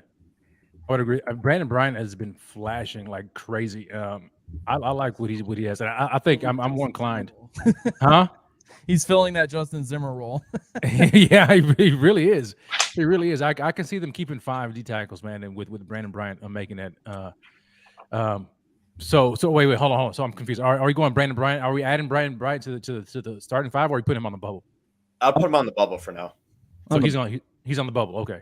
Yeah. All right, boy. Like I almost jumped the gun there. So he's our first defensive player on the bubble. So right now we have 4 bubble. Yep. So Bryant, yeah, I like that. And just keeping a running tab. So we have 34 on the active roster, 4 on the bubble. That's correct. Okay. That's correct. All right. So I'm trying to type in and talk at the same time. Okay. I'm okay with this, guys. I think this is looking pretty good so far. Barkley, Kumaro, Tenuta, and Brandon Bryant so far are on the bubble right now. All right. Now moving on from the D tackles. Oh man, that's gonna be nice. We've got to go back now and look at these linebackers, man. Oh man, who wants to kick it off with the linebackers? Because currently, right now, I'm looking at the depth chart. So we have Matt Milano, Tremaine Edmonds, Tyrell Dodson, Andre Smith, Terrell Bernard, Joe Giles Harris, Balin Spector, Tyler Matakevich. Right now, I can start. go ahead, Zach. Go ahead. So Let's go around the horn.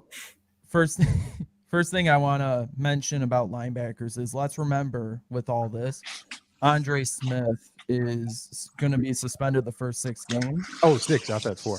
Yeah. Yeah, first Okay. 6 games, so he won't count towards the roster. Gotcha. Time. So that technically frees up another spot. Mm-hmm. So with that said, Tremaine Edmonds, Matt Milano, Terrell Bernard, I think they keep Tyrell Dodson. I think they also keep Matakevich. Again, they value special teams. He's one of those core special teamers. But the thing is here, and this is something that, because literally my May projection came out before the suspension, so that's why I had Andre Smith as the 6th linebacker. Mm-hmm. I could see Balin Spector making it as that last linebacker. Yeah, me too, man. He's shown stuff in the preseason. I think he led the defense in tackles each of the first 2 preseason games. So I think he makes it as that 6th linebacker if they decide to keep 6 at all. Yeah, Ned Ryerson comes in. He says, "Yo, is there a linebacker on that list who's played harder than Joe Giles Harris?" Yeah, he's looked pretty good too. He has looked. He's looked very good, very good.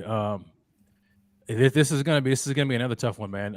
I like. Okay, obviously Edmonds, Milano, Bernard, Dodson, Matakevich. Okay, that's what is that? 5, 3, 4, 5. Yeah, and then from there are we putting Spector on the 53 or is he on the bubble or? What do you think? Put him on the bubble for now, just because we don't know the numbers as of now. Yeah. Do we want to do the same with Giles Harris? Because I think Spector has. Yeah. Mm-hmm. I think Spector is a tier above just because of his draft ranking. They drafted him in the 7th round, and he's flashed a lot of talent. And I think he still has a ton of upside. So I think Balin Spector would be ahead of him now on the depth chart. But do we want to put Joe Giles Harris on the bubble too? I think he's just a practice squad candidate. I think we could put both of them and then just debate a little bit more about what we put above the other. I agree with that. So so we got Spector and Joe Giles. Spector had 24 tackles throughout this whole preseason, which led the team, and he also had 2 passes defensed. So he was saying, man, Spector has been doing very good, man, very good.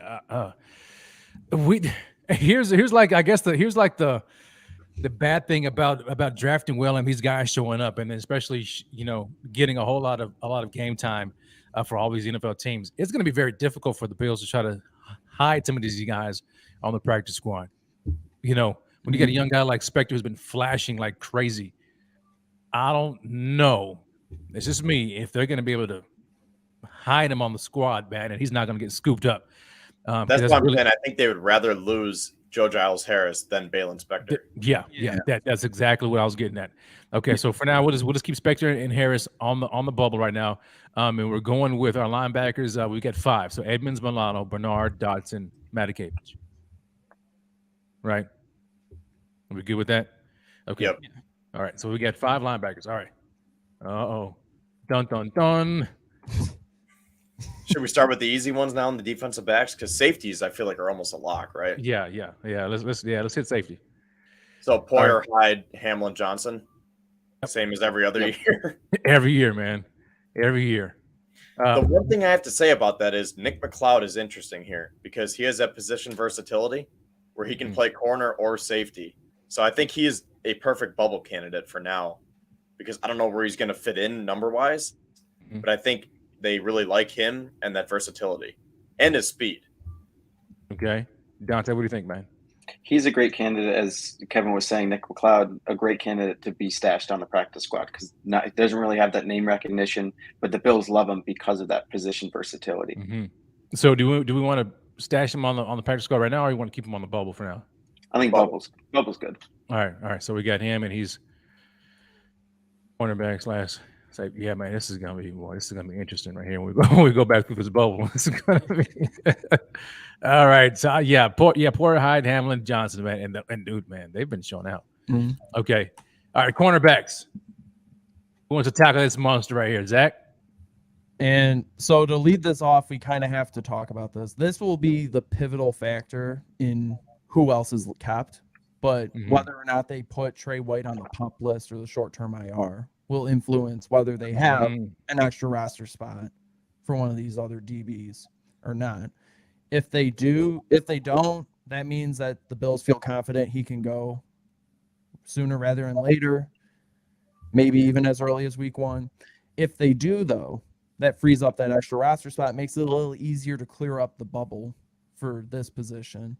Back in May, I assumed that they would probably err on the side of caution, put him on the PUP, so he's out for a month. Then you have Kyrie Elam, Taron Johnson, Dane Jackson, Saron Neal, and Cam Lewis and Christian Benford. I put Cam Lewis there back then more because of his experience in the system. McDermott values that. I didn't even know up until, the preseason that they were testing him out at safety as well. See if he had that versatility. And Christian Benford, he showed out in camp. He showed out in the preseason. I think he's almost all solidified a roster spot at this point. I agree. Kev? Yeah, so it's tough with Trey because I feel like he can be ready sooner rather than later, like you mentioned, Zach, but it's just a matter of when. Because even if he's not ready week 1 against the Rams or even week 2 versus the Titans, the Bills might not want to put him on the PUP list because you also can't practice for 4 weeks. So they might want to get him out there for week 3, we'll just say against Miami on September 25th. But then again, on the other side, that takes away a roster spot from a Nick McLeod or someone like that. And obviously Trey's better than Nick McLeod, but if you want an easier route to get Nick McLeod on your team, maybe you do put Trey on the PUP list. But it's just tough because I don't know how Trey is progressing. I just hear a bunch of great things that he's looking great. He feels great. He's on track, but we don't know what track is. We don't know what that track is. Does that mean he's going to be ready for week 1, week 2, week 3, week 4, week 5? I don't know. Dante, do you know anything? Do you have any thoughts on that? I think personally that he'll start the season on the PUP list. I feel like they won't want to rush things. They won't want to risk re-injury or not having him again in this postseason. And so I feel like they're just going to take a measured approach and just start him out on the PUP list and just wean him back in slowly and surely. I mean, the other option is you put him on the short-term IR, which instead of 4 weeks, I think he'd be off for 6, but I think you could still practice at some point in that time frame as well. So if you wanted to choose that, either way, the point being, like, I know that Thigh Doctor on the BF blog wrote a really good piece a couple months back about the recovery timetable, and it seemed like he was saying that the best way to approach it would probably be the more conservative route. That's probably what McDermott and Bean would be thinking, is you don't want to rush Trey back too early, and then you don't want to rush him back too early and risk re-injury and then lose him for the postseason when your main goal this year is the postseason, a Super Bowl run. You want him fully healthy at the right time. So I think at this point you put him on either the PUP or short-term IR and then just free up that extra roster spot immediately and let someone else get a depth position, let them prove what they can do. So the PUP, how long is it? Is it 4 weeks? PUP is 4 weeks. Short-term IR, if Bryce is correct, it's actually 4 weeks now. I'm not exactly sure. It's either 4 to 6 weeks, something like that. Okay. Yeah, I agree with that, Zach. The only thing that I have with that is Trey can't practice until week 5 when he comes back. So From the pup, right? yeah, like you're not allowed to practice. Like obviously you can't play, but you can't even practice. So that's what I was saying. If maybe they just hold him out of games because they don't think he's ready, but maybe by like week 2 or 3, they want him to start practicing a little bit more and kind of build himself up so he is ready for week 4 or 5. Right, because if he's on the pup list and he's not practicing, then I mean, so even though he'll be out for like let's say 4 to 6 weeks on the pup, but then returning, it could be even longer than that because they have to build him up through practice. Well, yeah, so it'd be 4 weeks on the pup, and then if you build him up through practice, you could be looking at a week 6 return. Right. That's Now, in line with Doc's prediction. yeah, and now with IR, are they allowed to practice if they're on short-term IR? I mean, I believe that there is like a 21-day window once they reach that 4-week or 6-week deadline. Yeah. I think Bryce confirmed it's 4 weeks. So you have a 21-day window where he can practice and then you can evaluate, see what happens. And then if you feel confident at that point after that window, you take him off the IR. If not, you leave him on there.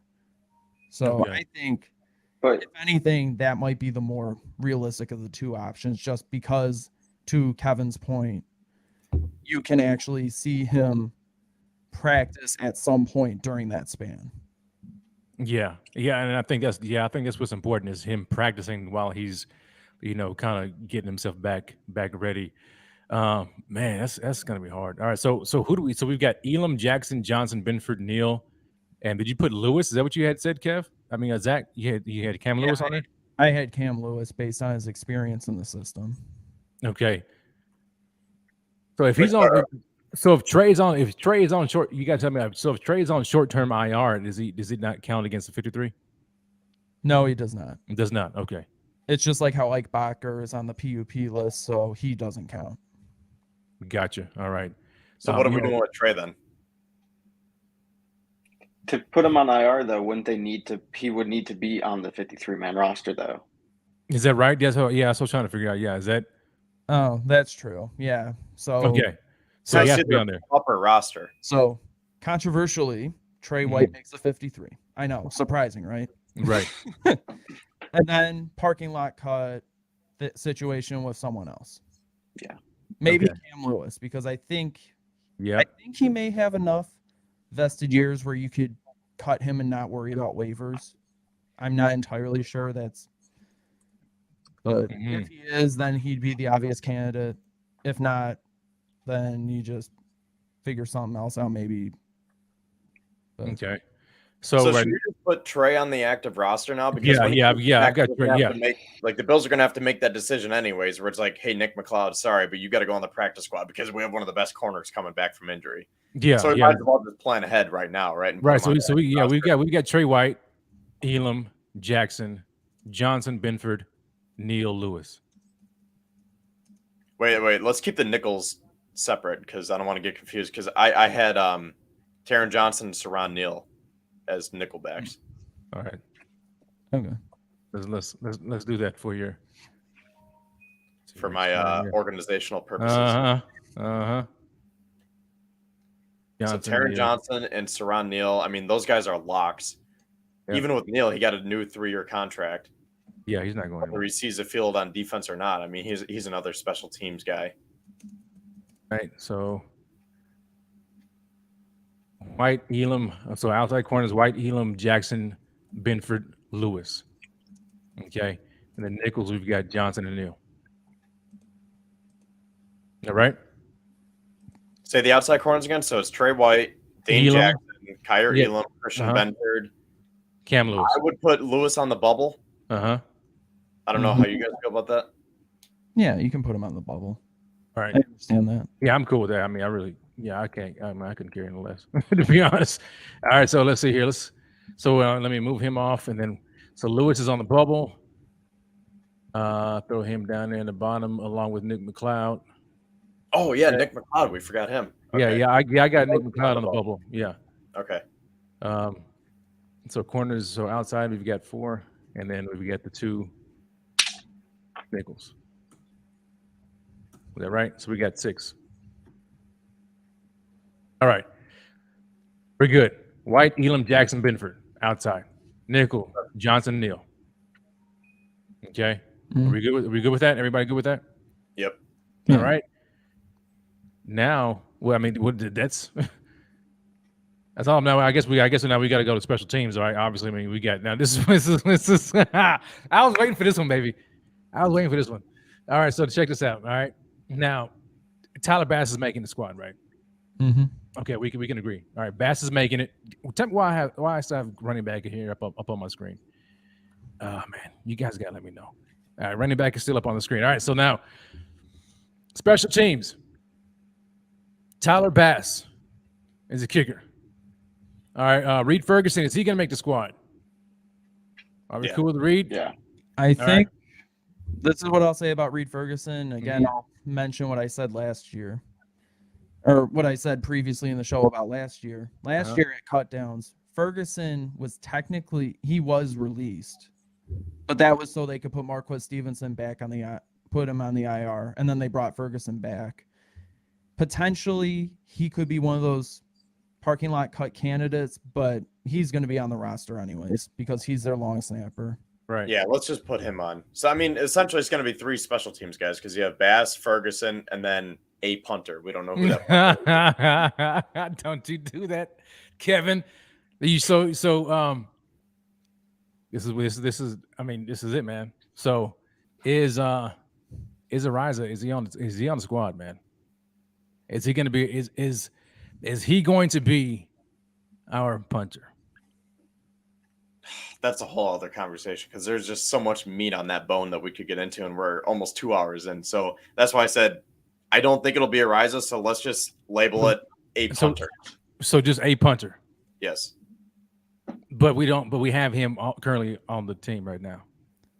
You know? So I mean, like we have to this point, I mean, guess go ahead, Zach. You look like you kind of want to say Michael something. Pilardi. We'll put him.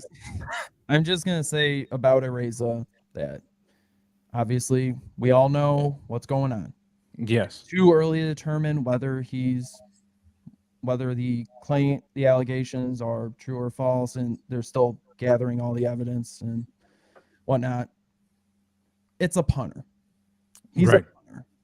You can find someone else who can come in on the very few 4th downs that the Bills offense will have this season. Just find someone else who doesn't have any issue. In his head. There's a guy I've been seeing on Twitter for so long. I'm trying to remember his name. So you guys talk through the special teams. I'm trying to find this guy here real quick. Is it Jake Shum? Yes. Yeah. There you go. He's been recruiting himself, I think, for the past 3 years for the Bills to sign him. Yeah, man, dude. I'm like, just get that dude because he looks pretty good. I mean, even before we got Matt Hagen, I was like, yo, how come Jake is not on? Get that guy. Get him, and I think he's jacked too, and he can punt the cold. He was in Green Bay, like it's a match made in heaven. Yes. Okay, let's put Jake Shum as our punter. Let's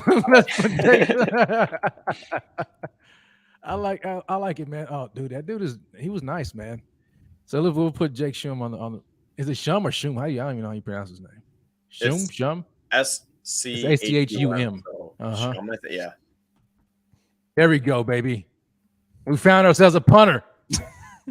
Worst case, you call Matt Barkley up from the practice squad. Right. Yo, listen here. I gotta do it. I gotta do it. Here we go. So, Rev, Bryce just said in the chat, we're at 52 right now.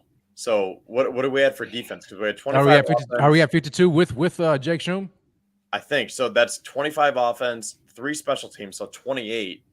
Did we keep 24 defensive players? You want to run through that real quick? All right, hold on a second. Let me see. That bubble's gonna get real tight here. So we got 52. Is that right? All right. So let me see. Let me add. Hold on. Where are my numbers? All right.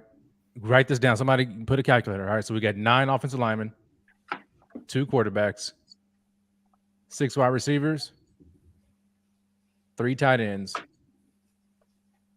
5 running. Wait a minute. Yeah, 5 running backs, 5 D ends, 4 D tackles, 5 linebackers, 4 safeties, 6 corners altogether, including outside and nickel. And then 3 special team. Kicker, long snapper, and punter. Yeah, it's 52. 52. Who's the last? Who's the last one? So now let's go to the bubble. All right. So our bubble players right now, we've got Matt Barkley, right, quarterback, Jake Kumaro, wide receiver, special teams, Luke Tenuta, offensive tackle, Brandon Bryant, D tackle, Balin Spector, right, Joe Giles Harris, Nick McLeod, and Cam Lewis. Man, that's tough, right? So you got 1, 2, 3, 4, 5, 6, 7, 8. 8 players are fighting for one final roster spot. Hey, let's just load this up, okay? Bryce, you come on into the stream. We're gonna have all 5 of us on here, and then we're gonna try to tackle this monster. All right. So who is? Dang, this is tough, man. This is tough. Let's go around the horn. Let me start. Who wants to start? Who wants to kick it off? Dante. I'll kick it off. All right. I'll kick it off. right, my Dante. vote's for Spector. I think just like the chats are saying, I think he doesn't make it off of waivers. I think he'll get scooped up off the practice squad if he does make it off waivers. And I just think he's shown too much. I think he's shown enough to make a roster spot. Okay. So Dante, I'm putting you here. Dante's for Spector. All right. Bryce. I got to go with Spector too, because if we cut him, he's not making it past waivers. He's going to the Giants or the Panthers, somebody. He's not going to make it back to the Bills practice squad. Now with 24 tackles in 3 games. Okay. And he was decent on special teams too this summer. He was, man. He was. I guess he was pretty good. Okay. Let me see here. So we got 2 for Spector, and how many linebackers? We currently got 5 linebackers on the squad, though. Currently got 5. All right, Kevin, you're up. I'm going to play devil's advocate to make it interesting and say Jake Kumaro, because when we went through it originally, I was thinking that Kumaro was wide receiver 6 and it would be Isaiah Hodgins here. So between Kumaro and Hodgins for this spot, I think I'm going to take the wide receiver here. And whether that be Kumaro or Hodgins, I'm going to go with the 7th wide receiver. Got it. All right. Let me see here. 2 for Spector, 1 for Kumaro. What were the options again? All right, so we've got let me pull it up. So Barkley's definitely a Barkley guy. Barkley. Yeah. Barkley. All right, Kumaro, Tenuta, Brandon Bryant, Spector, Joe Giles Harris, Nick McLeod, Cam Lewis. I guess if I had to pick from those guys for the last spot, based on how we did the linebackers, I have to go with Spector, because I think he offers a bit more as a depth linebacker than Tyler Matakevich would. And we all know that Matakevich is a special teams guy. So if you want... Yeah, you don't want Matakevich on defense.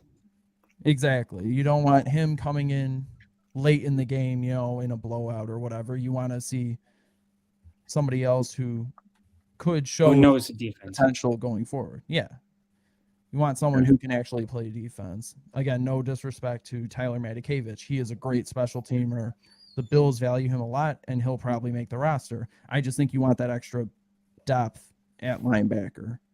And I think long term, you can see Spector replacing Matakevich down the line as that special team guy, but more of a reserve role, and he can help more on defense. Yeah. No, Ned. Hodgins is actually on the roster. We don't have Hodgins on the bubble. Hodgins is not on the bubble. Hodgins had made the roster. So sorry, I probably made that confusing, but I was just looking from the Bills' perspective, because I think they're going to have Kumaro as wide receiver 6. And if the Bills were going through this, like if we were Brandon Beane and all of his executives right now, I think Hodgins would be the one on the bubble. So that's why I was just saying it's either or. But that's why I went with both, because I just think that having that 7th wide receiver, they're just going to get scooped up. Like Hodgins would definitely not be on the practice squad. Kumaro, if he gets scooped up, so be it. But I don't think the Bills want to lose him for his special teams and his run blocking. So right, which is why we had Hodgins on the roster initially. We just put him on there and then put Kumaro on the bubble. But now that we have that available roster spot now he has a potential to actually make it, but it's not looking like it. I know. I think I'm outnumbered because right now we've got it's 3-1 right now in favor of Balen Spector, and so I like what you guys have been talking about as far as the linebacker depth, right? Because you want somebody who's not just a special teams only guy, and a guy who can actually contribute onto the defense if need be. Because man, but then do we have to project ahead? Because when we consider like guys like, because we got, I guess this is just the initial 53 because it's not including guys like Andre Smith who's going to return. Or anything like that, right? Well, but he's not because when he returns, and then along with Ike Bacher, we got some more people we have to kick off. Well, Butker can probably replace Van Roten. Oh yeah, okay, definitely. So we're just talking about just initially right now. So when the 53 comes out Tuesday, these are the guys that we have currently on the 53. Okay, man. So it's up to me. So I'm gonna think. Oh man. Spector's been looking really good. He has been looking really good. But McLeod with his cornerback safety flex. Let me see here, because White out, Elam, Jackson, Benford, those three outside. And then suppose now let's just hypothetically speaking, right? Because let's just say because we have Trey White making the 53, but we have him with the asterisk because he could either be on short-term IR, which means he won't play, which is going to leave Kyer Elam, Dane Jackson, Christian Benford outside. And if somebody were to get injured before Trey White got back, that's looking mighty thin right there with just those two there. Who would you bring? You know what I'm saying?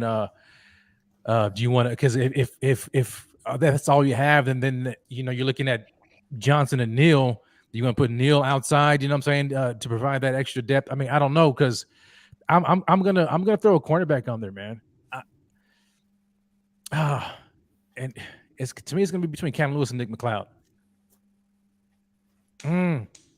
I think you do Cloud because of his versatility. That's what I'm leaning towards. I'm leaning towards Nick McLeod. Cam Lewis got beat a bunch of times last night. I'm gonna go with Nick McLeod, man. I just got to do it. As much as I like Balen Spector, I don't know. And then do we want to get into the whole practice squad thing too? Do we want to project our 53 right now, and then who's going to be on the practice squad? Do we want to do that as well? Well, we already have half of it, pretty much. Yeah. All right. So I'm gonna go with Nick McLeod. Okay. I'm gonna put McLeod on there, even though I've got incredibly outnumbered here, man. Everybody's got we got Spector, man, is taking the field, man. He's just running with it. I have a question for you. Rightfully so too. Yeah. If Trey starts the season on the PUP list, how would this change your 53-man projection? So if there's two roster spots, would you go Spector and another corner, or Spector Kumaro, or how do you guys see that? I would go Spector and another Spector corner. You need that corner depth, especially with your first 3 or 4 games. It's yeah. I think you would kind of have to go with that extra corner in that case. Right? I'm kind of like on the fence a little bit, but I'm leaning more towards that extra corner. As much as if we had the opportunity to bring Kumar on there, I think it would be good. But when you look at that extra cornerback depth, I think I'm leaning towards the extra cornerback. Zach? Yeah, you definitely need the corner depth. That's why, you put Trey on the active roster, and then if you put him on the IR or PUP list, then you're going to have to replace him with another corner. Got to get that depth. Yeah, definitely. All right, man. So that's our 53, guys. Let me see here. And then, so practice squad now. Who's on the squad? Barkley? Yeah. Barkley, Kumaro. Tenuta. Barkley, Kumaro, Tenuta, Brandon Blackshear. Bryant. Yeah. Brandon Bryant. All right. Brandon Bryant too. So are we? So let's just go with the majority here as far as who's going to make that final spot. So the majority wins. Specter's it. So Specter made it. All right. So we got Specter here. Let me add him to the list. So Hodgins is wide receiver 6. Jake Kumaro is probably going to make the practice squad here. Yes. So practice squad right now we got Barkley, Kumaro, Tenuta, Brandon Bryant, Joe Giles Harris. All right, let me take Specter off there. Joe Giles Harris, Nick McLeod, Cam Lewis. Tommy Sweeney. Yes. Practice squad. Does he make the practice squad? Well, we have 3 tight ends though. So are we going to carry Sweeney on the practice squad, or are we just going to outright cut him? Because we got Knox, I think Howard, and you Morris. just outright cut him because you got Gilliam that can be your emergency tight end too. Yeah, I'm leaning towards that. Zach, what about you? I was gonna say I think they cut him and try to bring him back on the practice squad, assuming that Brian Dable doesn't try to get him. But so because they know what he brings, I think McDermott has referred to him as a glue player. So I think he would want to keep him around the team, even if he isn't necessarily on the 53-man roster. Who's that now? Tommy Sweeney. Yeah. Okay. So how many are we at practice squad wise? So are we putting Sweeney on the practice squad? Or are we outright cutting? I Cutting? would just cut him. Okay. Okay. Who hands up for cutting Sweeney? Bryce is lost. I'm with Bryce, man. I'm like, so all right. So everybody else wants to stash him on the practice squad. Okay. So we got 3-2. All right. So let's go with put him on the practice squad, even though I don't think that's going to happen. But let's just see hypothetically. All right. So we got Sweeney on the squad. Where are we at? Tight ends. Yeah, man, it's a lot. Where am I at here? But again, don't forget the Bills are trying to be heavy with the run game, and they're trying to establish that physical offensive line presence. And Sweeney's another big run blocking body that if someone goes down with an injury, you just sub Sweeney in. Yeah, I suppose. Yeah. I'm not too. I'm kind of mad about it. I'm trying to look through it here. Oh, there it is. So let me throw Sweeney on there. Okay. So, all right. So we've got it. Barkley, Kumaro, Tenuta, Brandon Bryant, and then Tommy Sweeney. Does Tanner Gentry make the practice squad? Yes. No. Yes? No? You think he's still on the squad? He's like a classic perennial practice squad guy. He's Josh's friend from college. I think so he's just on the squad just to be a friend. And a wide receiver. Man. Okay. I think you can find other wide receivers for your practice squad after the 53-man cut down. So who? Someone better than him. Wait, Rev, what's the number at now? Did you list 6 or 7 guys? No. I mean, I got the 53. No, for the practice squad. How many we got on that out of the 16? It's 16. All right. So let me see here. I've got Barkley, Kumaro, Tenuta, Brandon Bryant. That's 4. Tommy Sweeney's 5. Joe Giles Harris 6. McLeod 7. Cam Lewis 8. We're halfway there. We're halfway there. I would add Mike Love to that list. Okay. Yeah. There you go. All right. Eli Anku. I don't know if he made our roster, but yeah. So 10 right there. Huh? Did we name him? Blackshear. Blackshear's on there. Blackshear's on there. Yeah. We'll go ahead and put Blackshear on there. All right. That's 11. Do you think they keep Duke Johnson and Blackshear on the practice squad if given the opportunity? I think you just keep one of them. Yeah, I think that. Yeah, I'm with you, Bryce. I think they just go ahead and let go of Duke Johnson and let him catch on with somebody else. That's what I was saying. Because he hasn't really shown a lot on offense this summer. Preseason games, training camp, he hasn't been great. Yeah, I mean he's been decent. I mean he's been who he is, right? But I think you just kind of give him the respect as a good vet, and he's like, you know what, here, it's just not going to work out. Appreciate everything you've done for us. We're going to give you an opportunity to kind of catch on with another team rather than trying to stash you on the practice squad. So Blackshear. All right. So where are we at? 11, right? Is that right? Yeah. Okay. Do you want to put Tanner Gentry on there? Yeah. You guys want Tanner Gentry on there? Okay, I'll put If we must. if we must. All right, so What that's about Marquez Stevenson? Who knows? Stevenson was- would be on IR. Well, Stevenson's Yeah. on IR, Yeah. which would make room for someone else to be promoted back to the 53. I Josh think Thomas. also Luke Tenuta. Yeah, Josh Thomas, Luke Tenuta, and Alec Anderson. I would say Yeah. we should probably find another offensive lineman because we know how much they like that depth. So I would probably say Alec Anderson. Yeah, Alec Anderson. I hate to say this, but Bobby Shart. Right. Hold on. So we're putting Tenuta, Anderson, and Hart on there. Is that right? I'm just trying to think what Maybe McDermott just will two. do. Maybe just Because I two think we were at offensive linemen 11 with since- 12, 13, 14. Count it. 1, 2. Hold on. If I have all three of those guys on there, Hart, Anderson, Tenuta, that's 3, and then Josh Thomas 4, Gentry 5, Blackshear 6, Eli Onku 7, Mike Love 8, and then we got Cam Lewis 9, Nick McLeod 10, Joe Giles Harris 11, Sweeney 12, Brandon Bryant 13, Tenuta 14, Kumro and Barkley top it off. 16. That's it. That's a pretty good list.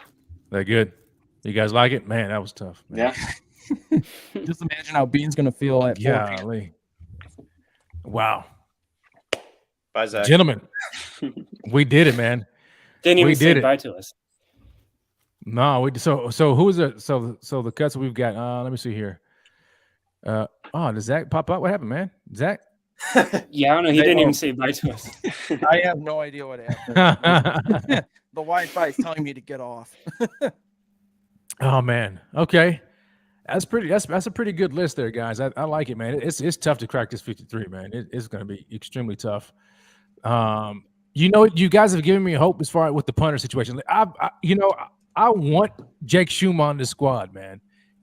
Actually, I liked him when he was, when I seen him, and he's been trying to get on there for a while now. And I was like, dude, he's just freaking right up the street, isn't he? Isn't he in Buffalo? I'm like, dude, what y'all doing? Yeah, he is. Yeah. What y'all doing? I'm gonna tweet that right now. I'm gonna get the fan page going here. Do it, man. Do it. Jake Schum, man. In case you guys haven't seen it, I wish I can grab a clip. Let me see here, because I just looked him up. He was again. last in the XFL Was he? His Twitter, if in you're out Yeah, there, he was. 2020. Yeah, his put him up. Twitter is at Jake Shum, and Shum is SCH. SCHU. SCHU. Yeah, SCHUM. SCHUM. You guys need to go look him up, man. He's 2 like- hours ago, a video Yeah, getting in the reps. Yes, I still live in Buffalo, and yes, I know I'm wearing a Green Bay shirt. Oh well. Yeah, man, I like him, dude. Let me see here. I'm trying to see if I can share this screen. You guys are not going to hear it, but I just want you to see his punts. He says this was posted August the 25th. He says still ready. All right, I'm gonna share. This guy's jacked, man. Let me see here. Is it gonna show the ball? Is it gonna show it? Oh, I just showed him kicking it, but it didn't actually show where the ball went. Let me see here. You guys need to see this guy. He's freaking nasty. Here it is. Here it is. In case you haven't seen Jake Schum, here he is right here. Did I make that big? There it is. Let's go back. I know the thigh dog will like him. look at the legs on that guy, man. Look at that, dude. Oh man. Boom. Look at that. You see that? Look at that, man.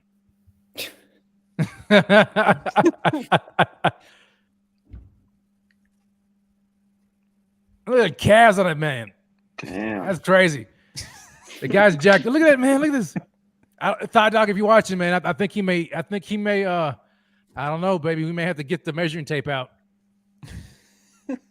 we may have to get the measuring tape out, bust out the thighs. You know what I'm saying? And let's measure the girth of these guys' legs, man. Because this guy is pretty big. I like Jake Schum, man. I like him. I wish he had some, and I don't want to go too long on here and try to like locate it, but it was kind of last minute. But I know this dude has some actual stuff where he shows you just the distance and where he looks pretty good, man. So anyway, yeah, he's got to look at that. He's got that number 10 back there. Get him on the squad. Get this guy on the squad. Look at Buffalo Bills signed a hometown kid. Here it is. Do you want to see it? Let's look at it. Might as well. We're already on it. There he is. Let's see where this one goes. Jake Schillman, ladies and gentlemen, our new punter. Look at that. Look at that. Look at that.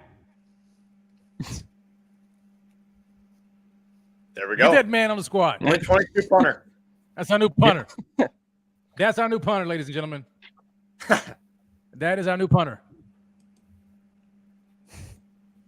I like it. Yeah, man. There we go. Fellas, that's it, baby. 2 hours in the books, man. We did it. But we did it, guys. So I'm trying to see here. I done screwed up my screen here. There it is. I have myself on full screen. I'm like trying to figure out how I can get rid of it. How do you guys feel about the? How do you feel about the 53? You guys feel comfortable with it? Do you think there's going to be any surprises that we haven't discussed that could happen? I don't know if there's going to be any surprises that we haven't discussed, but something along the lines of those special teams guys, the OJ Howard, the Jake Kumaro, Isaiah Hodgins, Blackshear. I think those are all definitely going to be worth noting come Tuesday, because I feel like every year there's a couple guys, especially this year, because there's going to be a lot of cuts where, I'm sorry, Kev. I'm sorry, Kev. This is just the name really got me. Since we're talking about measuring these guys' thighs, and here we go. Inches count comes in with the great show, guys. All right, man. Yeah, you got that right. Appreciate you, baby. Go ahead, Kev. I'm sorry, man. I'm sorry. I got distracted. That's all right. But once you get inside 60, it's going to be really tough. And there are going to be at least 5 or 6 guys where we're going to look at that at 401 and say, oh, man, I really wish he could have been part of this squad. Oh, man, they couldn't have kept him. They couldn't have maneuvered their way around. So, again, I think we covered everything front, back, side to side in terms of surprises. But something that we discussed could definitely happen on Tuesday. Yeah, definitely. Yeah. Could OJ Howard be cut? Get that guy.